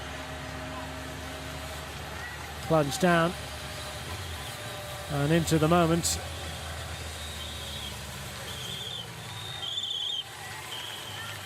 Make a right turn, and what awaits? Well, actually enough, it's a bit of a lump. Fangy climb there, the vital statistics. An average of 7%, still just shy of 10%, 3.5. It's category 3 assault. Difficult climb coming at this point in the proceedings, ordinarily. One that they can get over, but just that little bit longer. The final climb is shorter, but steeper.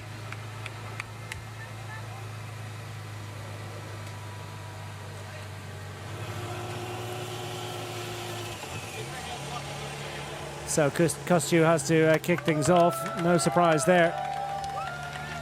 They're going to ask a question. Hamilton knows what's coming.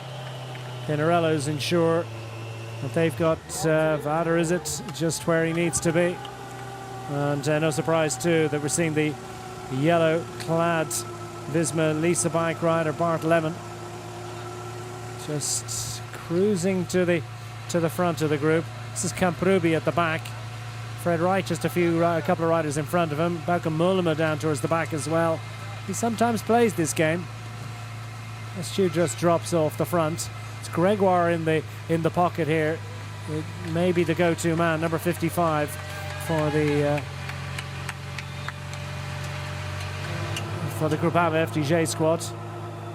Pickering has had enough of that. Fancy's taking a bit of GC time. Fancy's winning the stage as well. Finlay Pickering goes to the front. Julian Alaphilippe's thrilled. Wants to go racing.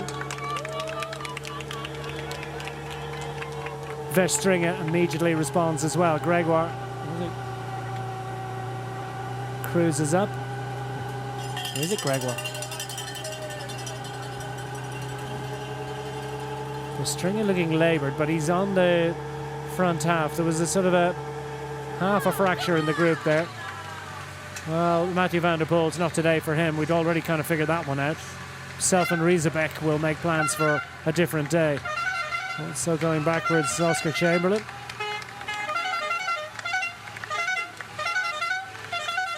And Kiel Kelders from the Soudal Quick-Step squad will be listening on the radio to find out how his teammate Verstringer is getting on. In the main peloton, Carapaz wants to go racing here a little bit.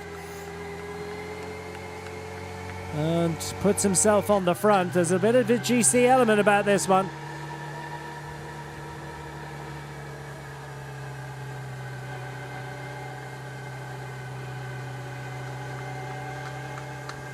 Gross-Schatner controlling for the UAE squad. Narvaez where he needs to be as well. Sandwiching their overall race leader for the UAE team.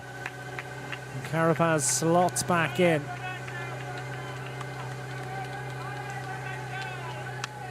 Vlasov, I think, is next up. Didn't have a great day yesterday, coming out of the Giro d'Italia. Primož Roglic, their best placed rider, but I believe that's Vlasov, just to the fore at the moment for the Red Bull squad. Pickering still piling it on to try and make sure they hold a decent advantage starting the final climb of the day. The gap coming down, the main peloton on this climb as well. Pickering looks around, realises that he hasn't quite eliminated, well, I don't think anyone just yet. There must be at least one or two riders have come out of the back of this one. Chris Hamilton having to make an effort to stay on the wheel. Vlasov has found Roglic, you can see on the left-hand side of your picture. Well, actually, it might have been Fisher Black that was a bit further up. Hispanote starts to cruise up towards the front as well. For the Decathlon CMA CGM team, he'll have Matthew Riccatello not too far adrift, but it's the UAEs that's want to control.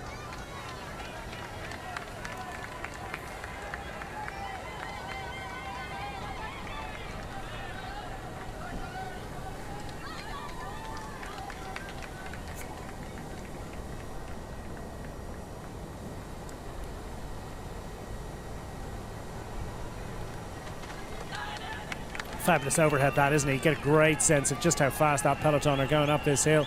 Tell you, the average speed of the Cat 2 climb they went up earlier on today, much longer climb, was 25.4 kilometers per hour.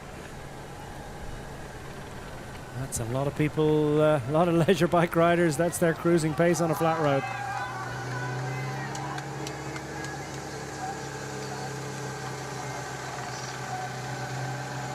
McNulty into position on the front. Tadej Pogačar looks entirely content. Narva is third in line.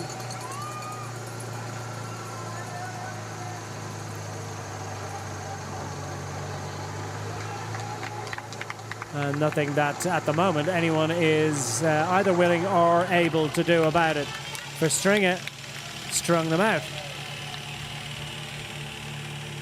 albeit briefly. Pickering continues to roll through. They lead across the top of this climb, that seems certain, but with what advantage? Main peloton surely going at a more advanced rate.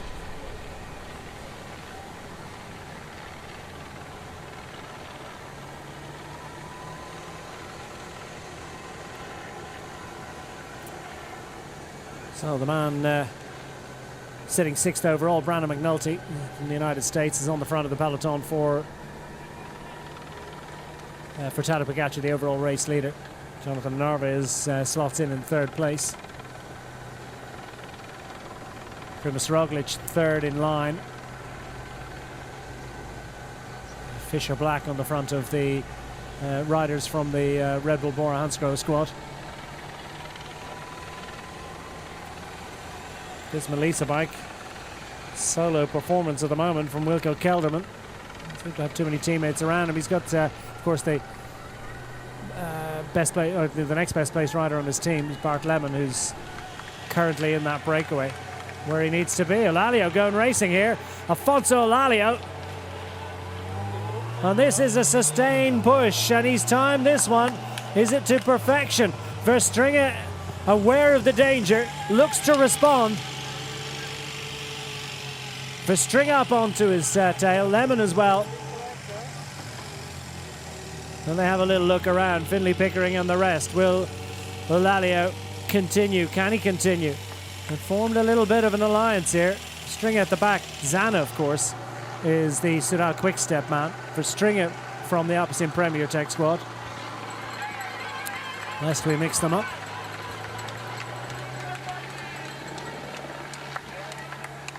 And this is a tempo that is preventing any rider floating off the front. It's down to the most significant GC contenders, and that's perhaps a better indication of the pace. Chris Hamilton just dropping off the back of the brake, trying his best to be where he needed to be up over the at the beginning of the attacks, but just not quite able to follow this one. And up over the top of this hill, remember, they've got another one to go. Milan Vader not able to follow as well.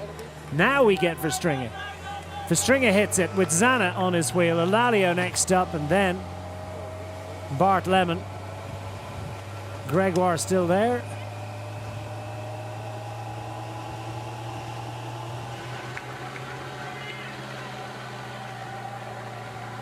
Painful stuff, but great work done today by Fred Wright.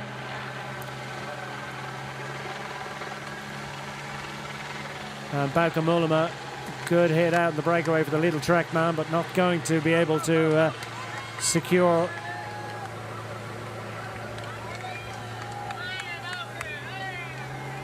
what would be a victory for the ages. Certainly a win that would be get a lot of sentimental support. Mollema's overhauled. Still, the UAEs dominate the front of this group of favourites, which has thinned out considerably, significantly. Not too many riders there or thereabouts who weren't involved in the big push yesterday. You bring the form you can, and it was an absolutely full-on charge into the bottom of that hill. A lot of tired riders, I suspect, after yesterday. A few more tired legs after this one. Still McNulty. And now Pogačar hits the front for the first time. Just wants to command, I think, across the top of the hill and wants to be in position. Julian Alaphilippe not able to follow in the break. Won't be today just yet this week. He'll try and find another breakaway group, and he might just try and hang on in here as well. Yeah, why not slot in? Big gap between these riders and the rest of the main peloton. They're still in the hunt for something today, but it's Tadej Pogacar who starts to hit it a little bit. And I thought, well, you know, they'll be going to basically over the top of this climb, sort of plunges down, then up a little bit. Now it goes down properly.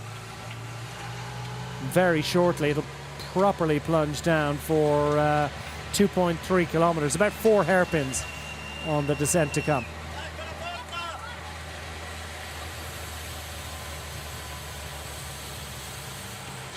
Vader latches on. That breakaway group is still swelled in size ever so slightly over the first summit, you might say. Now into the descent proper.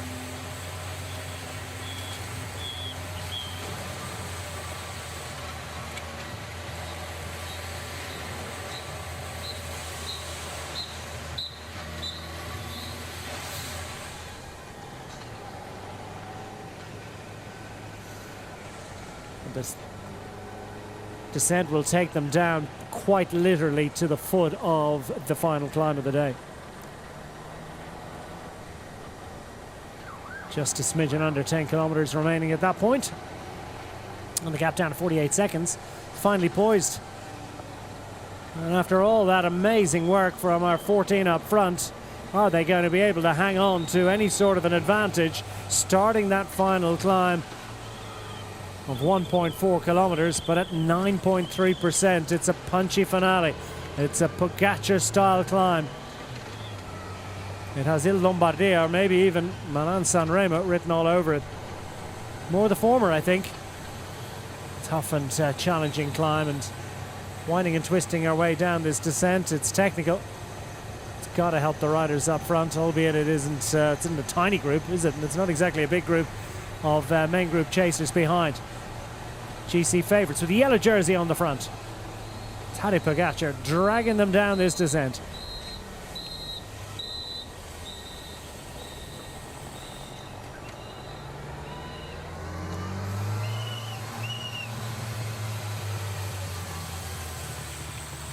So for Stringer took the points.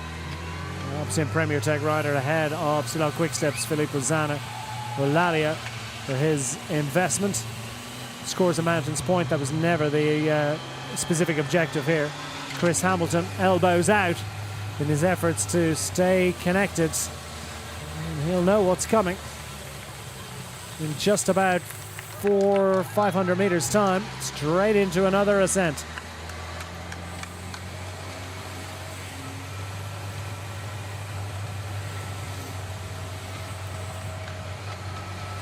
Well, plenty of twists and turns, but only about 4 hairpins on this one. But those twists and turns are not without their technical nature, are they?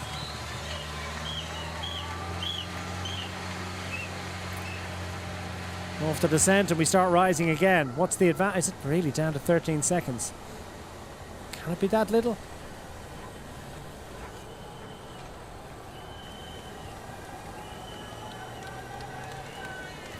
Well, let's tap the ticker and see if that's genuinely the case, if it's just 7 seconds. This is just coming towards the end of that descent. I think the gap is a little bit bigger than all that. Albeit, this is the bit where things started to rise. The final climb of the day. Onto the Via Consiglio Mezzana. 1,400 meters, 9.3. 129 meters gained. Not the biggest mountain they'll see this week. It's enough to test and challenge and separate the wheat from the chaff. Oh, they're a lot more than, 13 seconds ahead. So I did think that was coming down. Coming off the back, Chris Hamilton. Brave resistance. So unfortunately not going to work out for the Team Picnic Post NL Aussie today. Still Brandon McNulty on the front. Now Jonathan Narvaez is picking it up in second place, with Tadej Pogacar happy enough to just slightly drop into the pocket behind potentially the riders making their push. Not least Matthias Vacek, best young rider for the Lidl Track squad, just slots in behind Richard Carapaz in that blue jersey. Oh, what are they cooking up in the front of this breakaway group? Looks like Lemon is feeling pretty good today.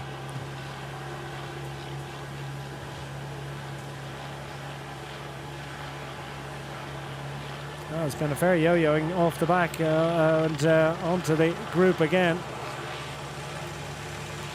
Off this, off the riders from the Pinarello Q36.5s, Kamprubi and Vader desperately, frantically trying to stay in there. Well, Narvaez has got control again, or he sort of retained control, but now you see the overall race leader moving up into second position.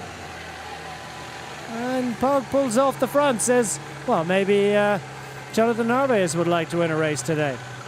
And is Mateusz Wacek going to be able to close it down?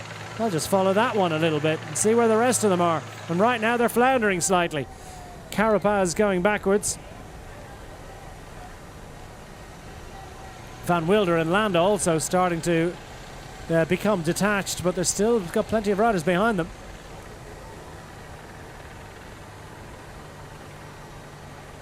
Meanwhile, it's not looking good at the moment for Primoz Roglic. I say not looking good, but he's still got, as I say, plenty of riders behind him. Van Wilder just in front of Primoz Roglic at the moment. And there's Carapaz. Carapaz, second place yesterday. Huge, huge effort. It's starting to pay for it slightly. Jarno Vidar lost a lot of time yesterday, but potential for a big result. So it's Pogacar now takes it up in the front, and he picks up Hamilton from the early break. Wacek and Narvaez stay attached.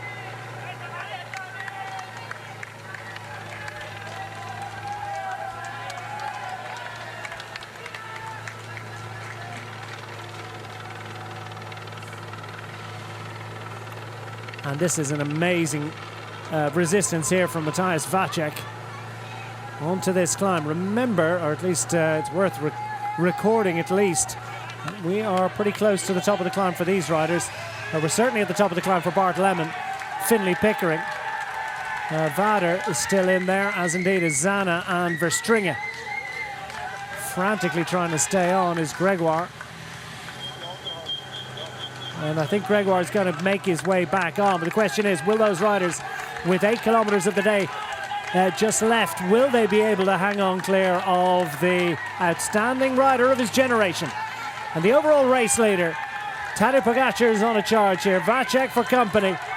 And they can smell the whitewash and believe that the second day of contesting for stage honours is in their compass. Well, for Van Wilder and the rest, including Kamprubi, I believe, from the early break, was the Q36 rider that they hoovered up there.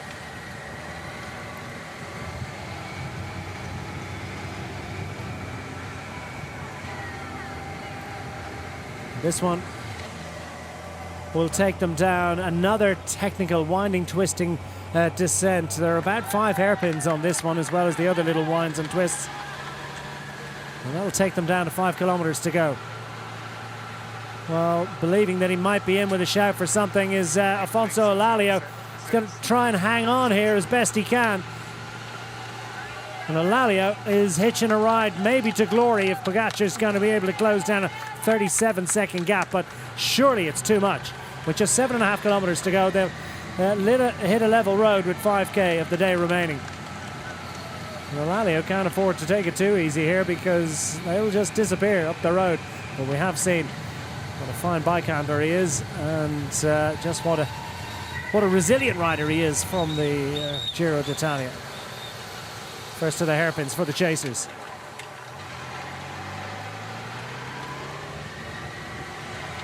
Wacek straight on the power out of the bend.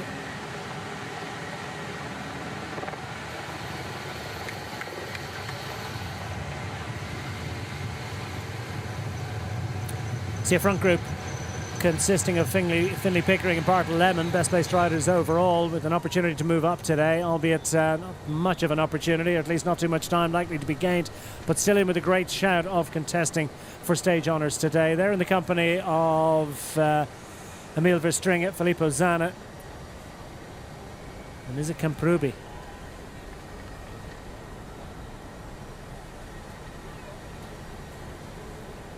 Group of 5 up front. Chased down by 3. Romain Gregoire over the top was within moments, I think, of joining up as well. So may well be 6 riders in the lead of this bike race. This is the chase group, showing at 35 seconds.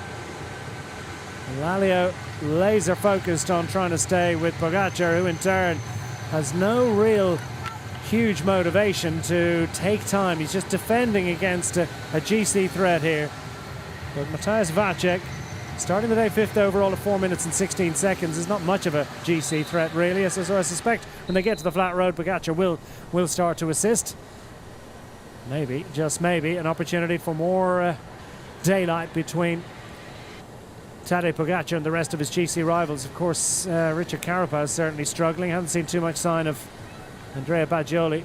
His confirmation, Lemon, Camprubi and Pickering took the points at the top of the climb. Camprubi, well, all 3 of those riders, and Zana and Gregoire. Vestringa still in that group up front. Gregoire's mained it in. Camprubi with a huge opportunity here. And they've done most of the tough work here. They've still got small matter of 5k to go, but it's not too challenging. There are a few twists and turns along the way, but no climbs. Gradient is to their assistance, or is it? Tadej Pogacar is not just the best climber in the world, he's also one of the best time trialists on his day, albeit, well, even on a flat road, I think, against this kind of opposition, he's amongst the most powerful riders and certainly one of the most aerodynamically efficient. But riders like Zana are fine time trialists themselves, and riders, great all-round road riders.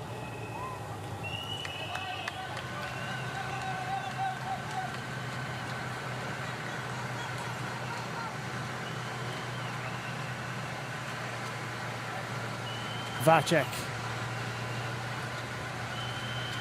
senses something special, but we get a recalibration of the gap here.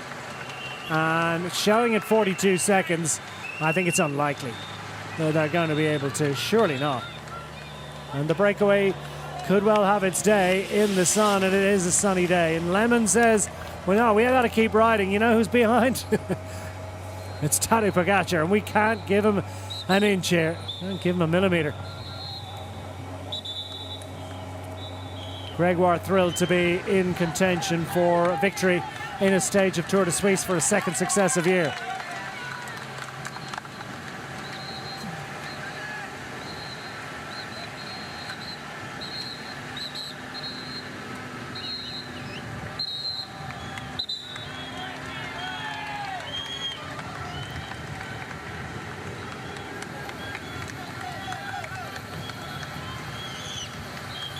So we got this left-hander to be dealt with.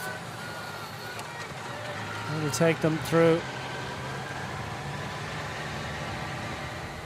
slightly complicated finale. We've got another left-hander coming up for the riders up front. That'll be followed by a little chicane further up, and then into the final kilometre.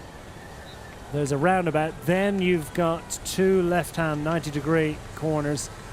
A little bit of a surface change as well.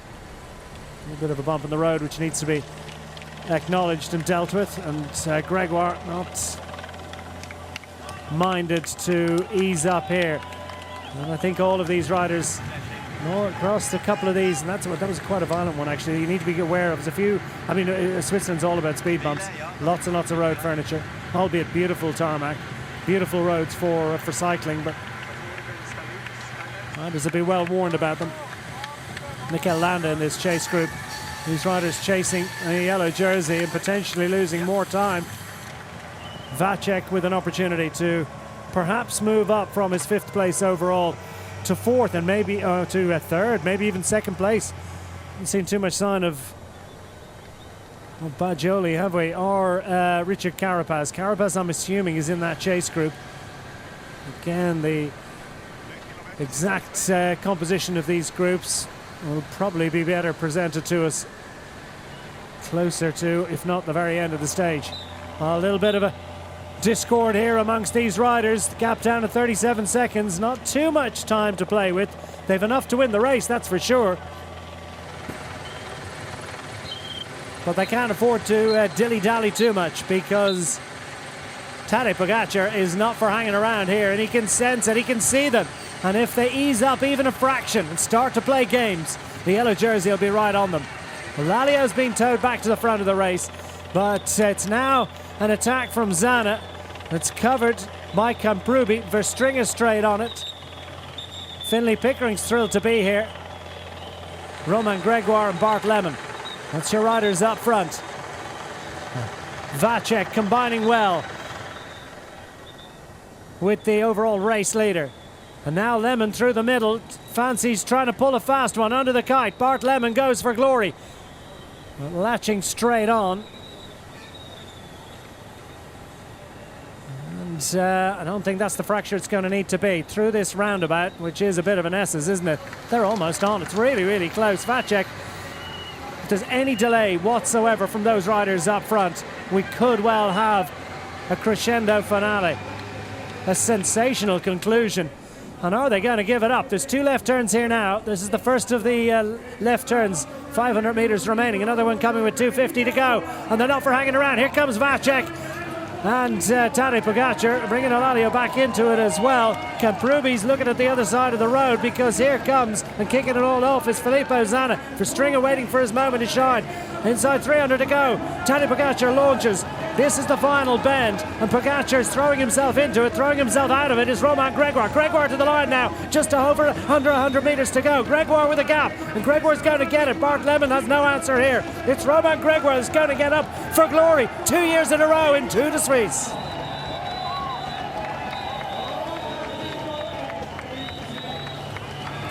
Oh, would you believe it? Tadej Pogačar almost got up to claim a second successive stage victory. But it's Romain Gregoire from the early break that's celebrating. A sensational conclusion, an absolutely fabulous stage once again. It all came down to just fractions of a second in the end. And Narvaez wants to take the minor positions here. Led out nicely by Brandon McNulty. But it's not going to be stage victory. 2 days in a row for the UAE Team Emirates squad. Romain Gregoire got up for the Groupama FDJ squad. Ouchie, that hurt. Oh, but it's a glorious pain that he's, the relief from the effort that he's feeling right now. And maybe a bit of cramp.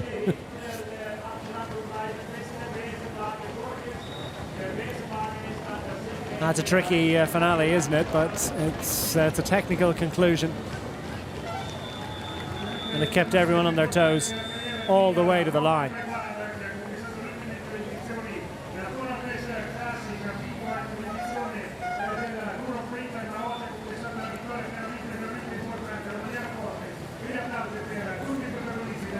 Well, there'll be no change overall, of course, or at least not at the top, as Tadej Pogačar hangs on to his yellow jersey with barely any difference, if any. I suspect he got the same time as the winner, but that doesn't matter to Romain Gregoire. He got what he wanted out of today, and he had to fight hard for it. Detached on the final climb. He fought and fought and fought, stayed in touch over the top, rejoined the breakaway, and he wasn't found wanting either in pushing on to the line. He knew they needed to, as indeed did Lemon, as indeed did the rest of the break, and it's another success in the Tour de Suisse for Romain Gregoire. Stage victory on stage 1 in Kusnacht 12 months ago, and he's found the delicious alchemy of glory with another major World Tour success. Still just 23 years of age.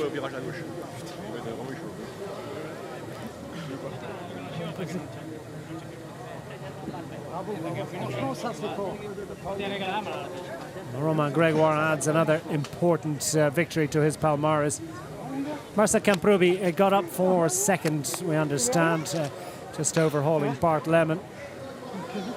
Zana Pickering Vacek was the better placed of the chasers behind Pogačar, rolling in 8th. And a bit of a gap between the leading riders. We'll see how that translates. And when you get the overhead, you see that there was a separation for sure. Quite a separation amongst the front riders as well. Gregoire, time to savor the moment. Camprubi, great result for the Pinarellos. And Lemon just about fends off Zana for third place.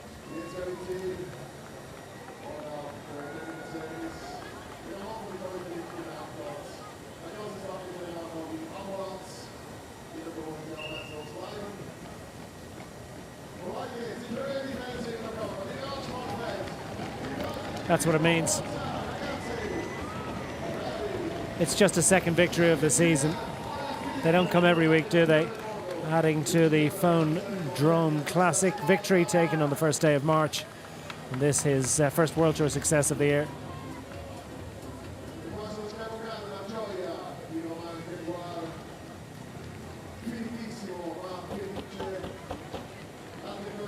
Indeed, I have a feeling it's his third World Tour success, actually. Stage of the Basque Country a couple of years ago, stage of Tour de Suisse last year, and now another victory in Switzerland.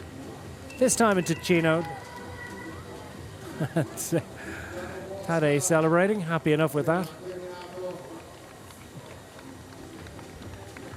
Didn't get the win, but it feels like a win. Good hit out for the yellow jersey.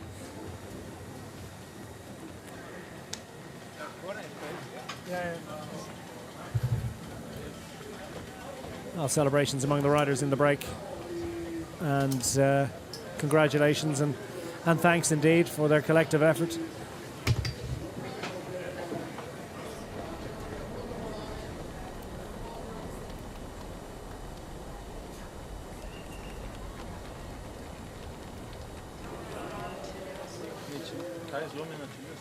Time to cool down, and cool down naturally enough on the time trial bike.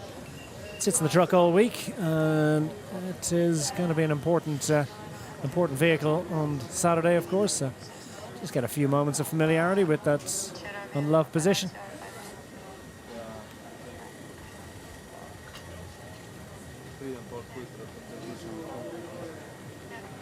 I'm not sure he's in touch with right now, but his partner, of course, is in the women's race. We'll give him a moment, maybe.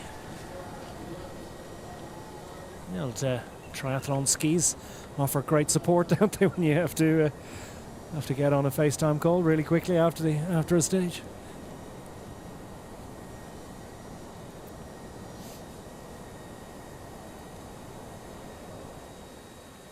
Groups coming in for, well, they'll be coming in for ages after that one. Another really tough day in the saddle.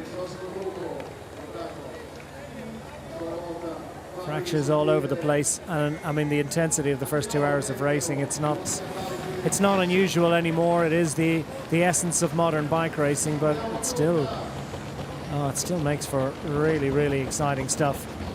And these riders have been in a battle today.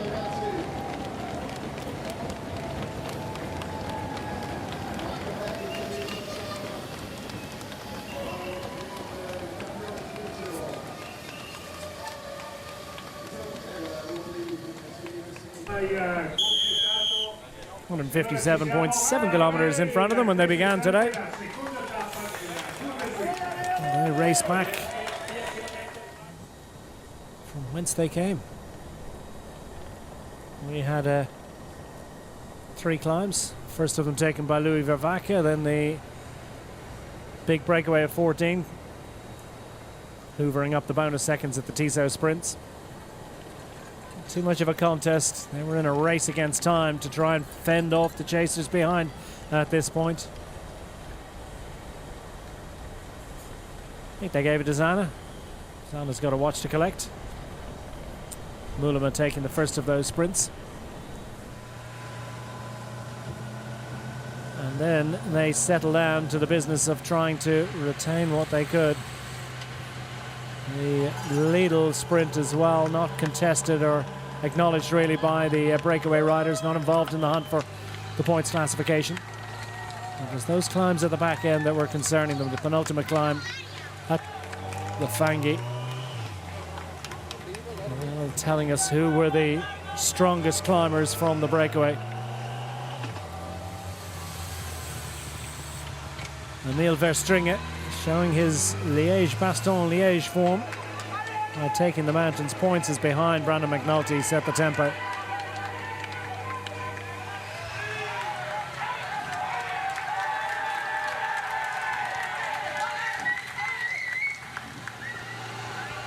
Meanwhile, Pogačar went raiding. Matthias Vacek latching on. Elalio from the early break, hanging on and hoping that he could be towed back to the front. Didn't quite get there in time. The strongest riders from the breakaway contesting. Pickering going for a long one. And into the final bend. Well, in perfect position. Romain Grégoire launching off the final bend. And that is quite the finishing kick. Bart Lemon with a seated effort just to try and stay there. Camprubi would get to him. And Camprubi frustrated. Grégoire absolutely thrilled. And Tadej Pogačar far from disappointed. Far from disappointed too, I suspect, will be Matthias Vacek. Finished in the top 10, but it's Romain Grégoire from the Groupama FDJ squad that gets the glory on day 2 ahead of Marcel Camprubi and Bart Lemon.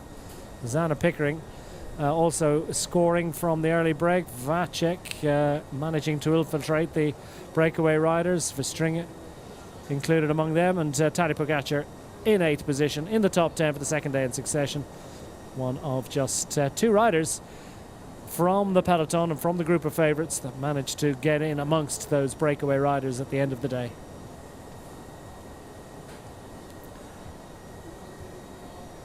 No significant difference in the overall standings. Richard Carapaz hangs on to second. Andrea Baggioli hangs on to third. Vacek now up 1 position to fourth. Finlay Pickering has certainly benefited significantly. He's up to 5th ahead of Ilan van Wilder, who drops 1 position. Brandon McNulty, Wilco Kelderman, Riccatello and Narvaez also maintaining position. Narvaez up 1 into the top 10. Let's get a look at this again. Looks like there was only 1 rider sprinting. Although Zana got going, didn't he? He was left ruining his late arrival to the sprint. Camprubi too looked pretty good, didn't he, in that final finishing kick. Camprubi got up for second. Too little too late behind Romain Grégoire. And he's such a consistent performer. So many wins, but this just his second of the season. Relatively early days though.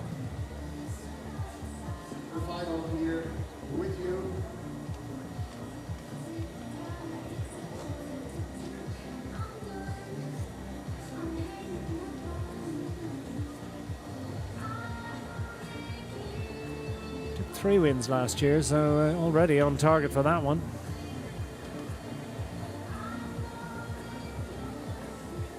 And it's great when you've got a teammate in the break and you try and cook something up. For Ewan Costue, he's just thrilled that, you know, his efforts in their way contributed to a glory for the team. They'll be made up on the bus today. And for the UAEs as well, wanting to keep Jonathan Narvaez. Well, he's a fine sprinter from a small group, isn't he? And you never know what results this might be creating. A little bit of separation, and clearly as well an opportunity for Narvaez to move up into the top 10.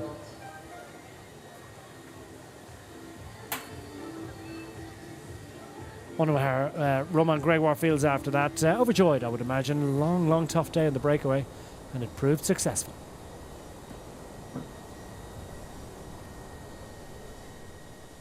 Very well done, Romain. Congrats. What an exciting finish. It was a tough one. Yeah, it was a really hard day. We managed really well with the team. We won the breakaway, and we are really happy with this victory. What we were thinking when Pogačar is coming from behind? We couldn't do anything. We were just full gas. We couldn't accelerate, so we just had to wait and wish he won't be able to come back. And finally, it was just, but we did it. So you won a stage last year here at the Tour de Suisse. Now this year again, so it seems that you like the Tour de Suisse. Yeah, it's a race I like a lot. The profile are really good for me, and it's always a moment of the year where I have a good leg, so it's good. Speaking of the profile, what do you think about tomorrow's stage? It's more of a flat stage. Yeah, tomorrow will be an interesting day. It will be a big battle, I think, between the breakaway and the sprinter team. So we will see tomorrow. It will be a good day. Good luck and congrats again. Thank you. And that's the question, isn't it? Is tomorrow going to be for the breakaway or will it be for the sprinters teams? How many sprinters teams are going to be able to support that one and support the chase of a breakaway? I think it could potentially go to the break tomorrow, but it is kind of 50-50 looking on paper right now. At any rate, it matters not to the Groupama FDJ United squad. They are very happy indeed. They've got a win on day 2. Takes the pressure off. And they've still got plenty more opportunity, you feel, with the particular group that they've got, with the likes of Gregoire and Ewan Kostiou climbing. Lorenzo Germani, Remy Rochard, who can be prevailed upon to go on a long-range move or two. Valentin Madoua, he's a great support rider. Clément Rousseau and Remy Cavagna. Not sure if he's doing too much training on the time trial bike these days, but he will, I suspect, give it a bit of a swing in that Saturday race against the clock.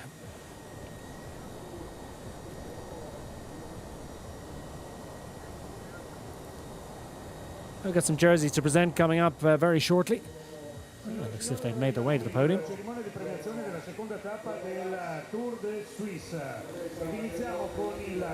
Oh, it's second successive day.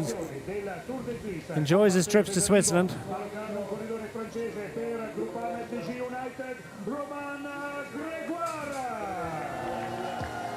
Yeah, it's a good time of year for him, as he says. Comes into good form.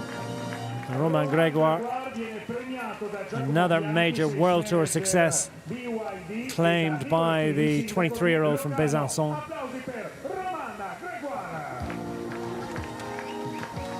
And I'm not sure what's in there. The keys to a car, maybe? Maybe not. I don't think so. Spoils a victory.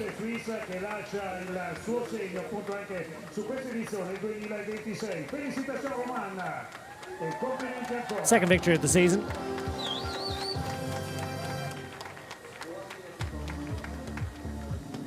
And he's had a bit of a layoff since Liège-Bastogne-Liège, since finishing 7th there, so coming back with great form, delivering a searing sprint success ahead of Camprubi and Lemon, and Zana just pipped for a top 3 position. Finley Pickering, great day out for him as well. Vacek also clearly mining a rich seam of form. He's got good legs for the climbs to come.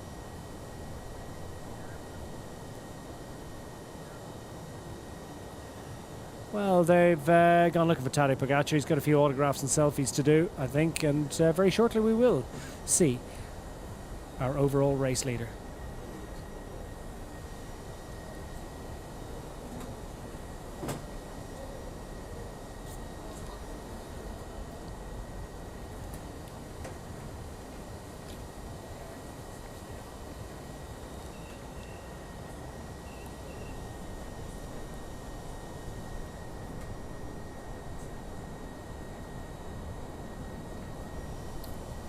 Summit's over Lake Maggiore today.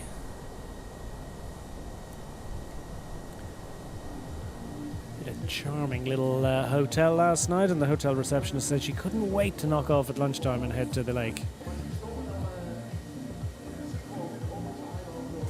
It's definitely a day for it.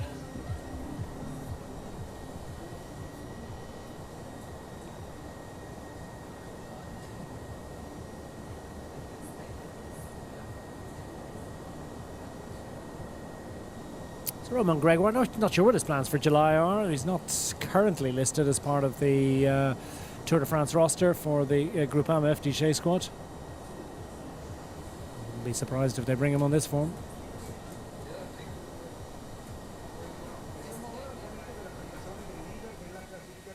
Maglia gialla, primo energy per un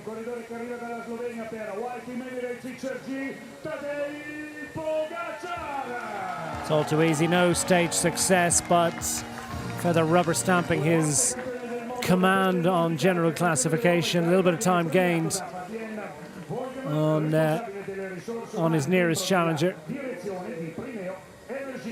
Gap up to 250. So that's a 28-second gain today for Tadej Pogačar. Slim pickings by his lofty standings, but it's a yawning chasm, isn't it, at the head of the overall.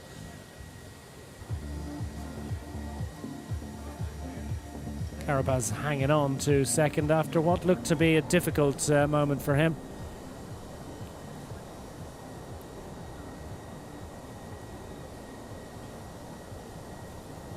And top 10 finish for Tadej Pogačar. He's actually added to his points total as well. Himself and Vacek in the top 10 for 2 successive days. So no question that he would retain his command of the blue jersey classification.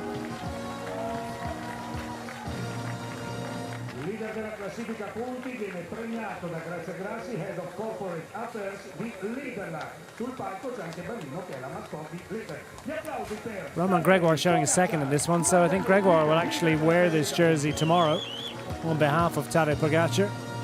Well, he would be, wouldn't he? Level on points. And Pogačar not actually scoring. It's only top 6 that score at the finish lines. Yeah, it's a relatively short, small amount of distribution of points, if you will, from the finish lines. So 18 points apiece. Winners of stages 1 and 2. Tadej Pogačar, best placed overall and best combination of top 2 stage results. So therefore he leads that points classification, but it's Gregoire who will get to wear the jersey.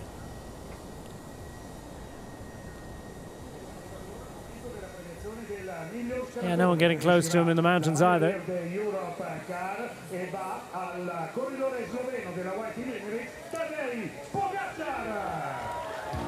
Green jersey still on the shoulders of Tadej Pogačar. For the presentation, at any rate. Louis Vervaeke and Bart Lemon managed to end the day level on points, also with Andrea Bajoli. I think it's Vervaeke that will wear that jersey. Of course, he took the Category 2 climb at the beginning of the day, so it's more Cat 2 results. Bart Lemon scoring at the Cat 3s at the end of the day. There's the situation, yeah, 14 and a bunch of riders on 6 points, so that one set to rage from now to the end of the day, or the end of the week. And Matthias Vacek with much to celebrate from the day and from the week.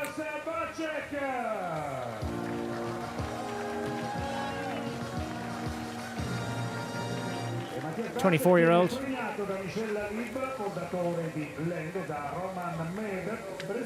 Czech national road race champion, of course. And in that white jersey. Project player for the Lidl Trek squad, signed on a long-term deal. Been with them since the beginning of his career in 2022 and signed through to the end of 29. Starting to pay dividends, that particular investment. 25 seconds now is a reduced advantage over Finlay Pickering.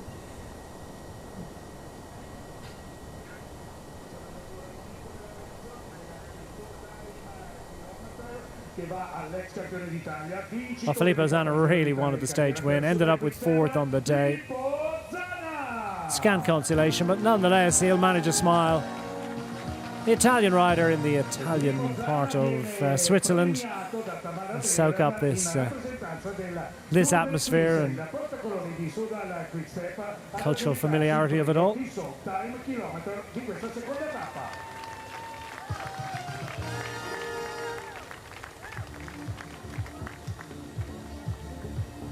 Filippo Zanna on rare form for the Sedal Quick-Step squad.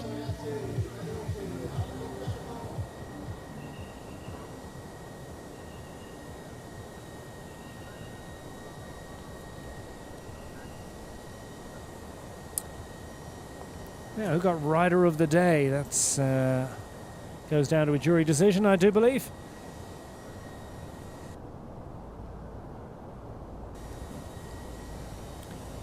Roll with the drums for this one. 14 riders up the road, all of them giving of their best to see what they could achieve in a major World Tour stage race.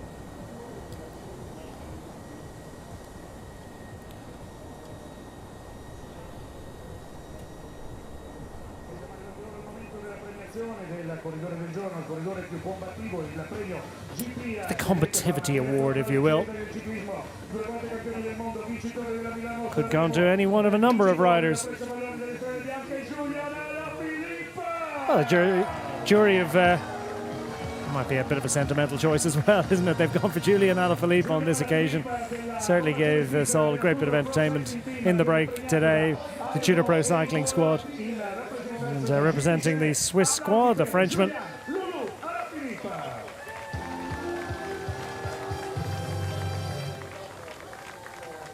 A popular figure here after his exploits, and particularly over the last couple of years. We're going to see more of him this week for sure. Good form to get in the move. Good form shown in GP Chippingen last week as well.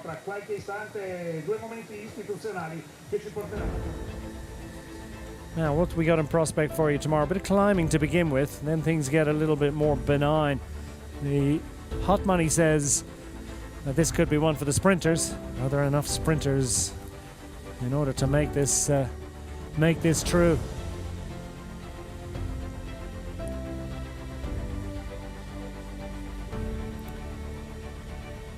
Begins pretty challenging climb up the St. Lucie Stieg and provides a short but demanding opening climb. Then the route leads through the Principality of Liechtenstein before returning back into Switzerland. Longish flat section before the rises again towards the Appenzeller land. Then we've got the Schweigalp. Well, the sprinters managed to get over that one. Descent towards Alstatten. Completely flat all the way to the finish line in Bad Ragaz, where we start tomorrow. Main key challenges come a long way from the finish line. A couple of Cat 1 assaults though. It's a really grippy and demanding start to the day. Should be a very impressive breakaway. There's the tail of the tape. We've got the Tissot sprints as well, the lead sprint along the way. Plenty for us to get our teeth into tomorrow. I think that's going to be an entertaining stage as well. What a day. Hot work. Who kept his cool?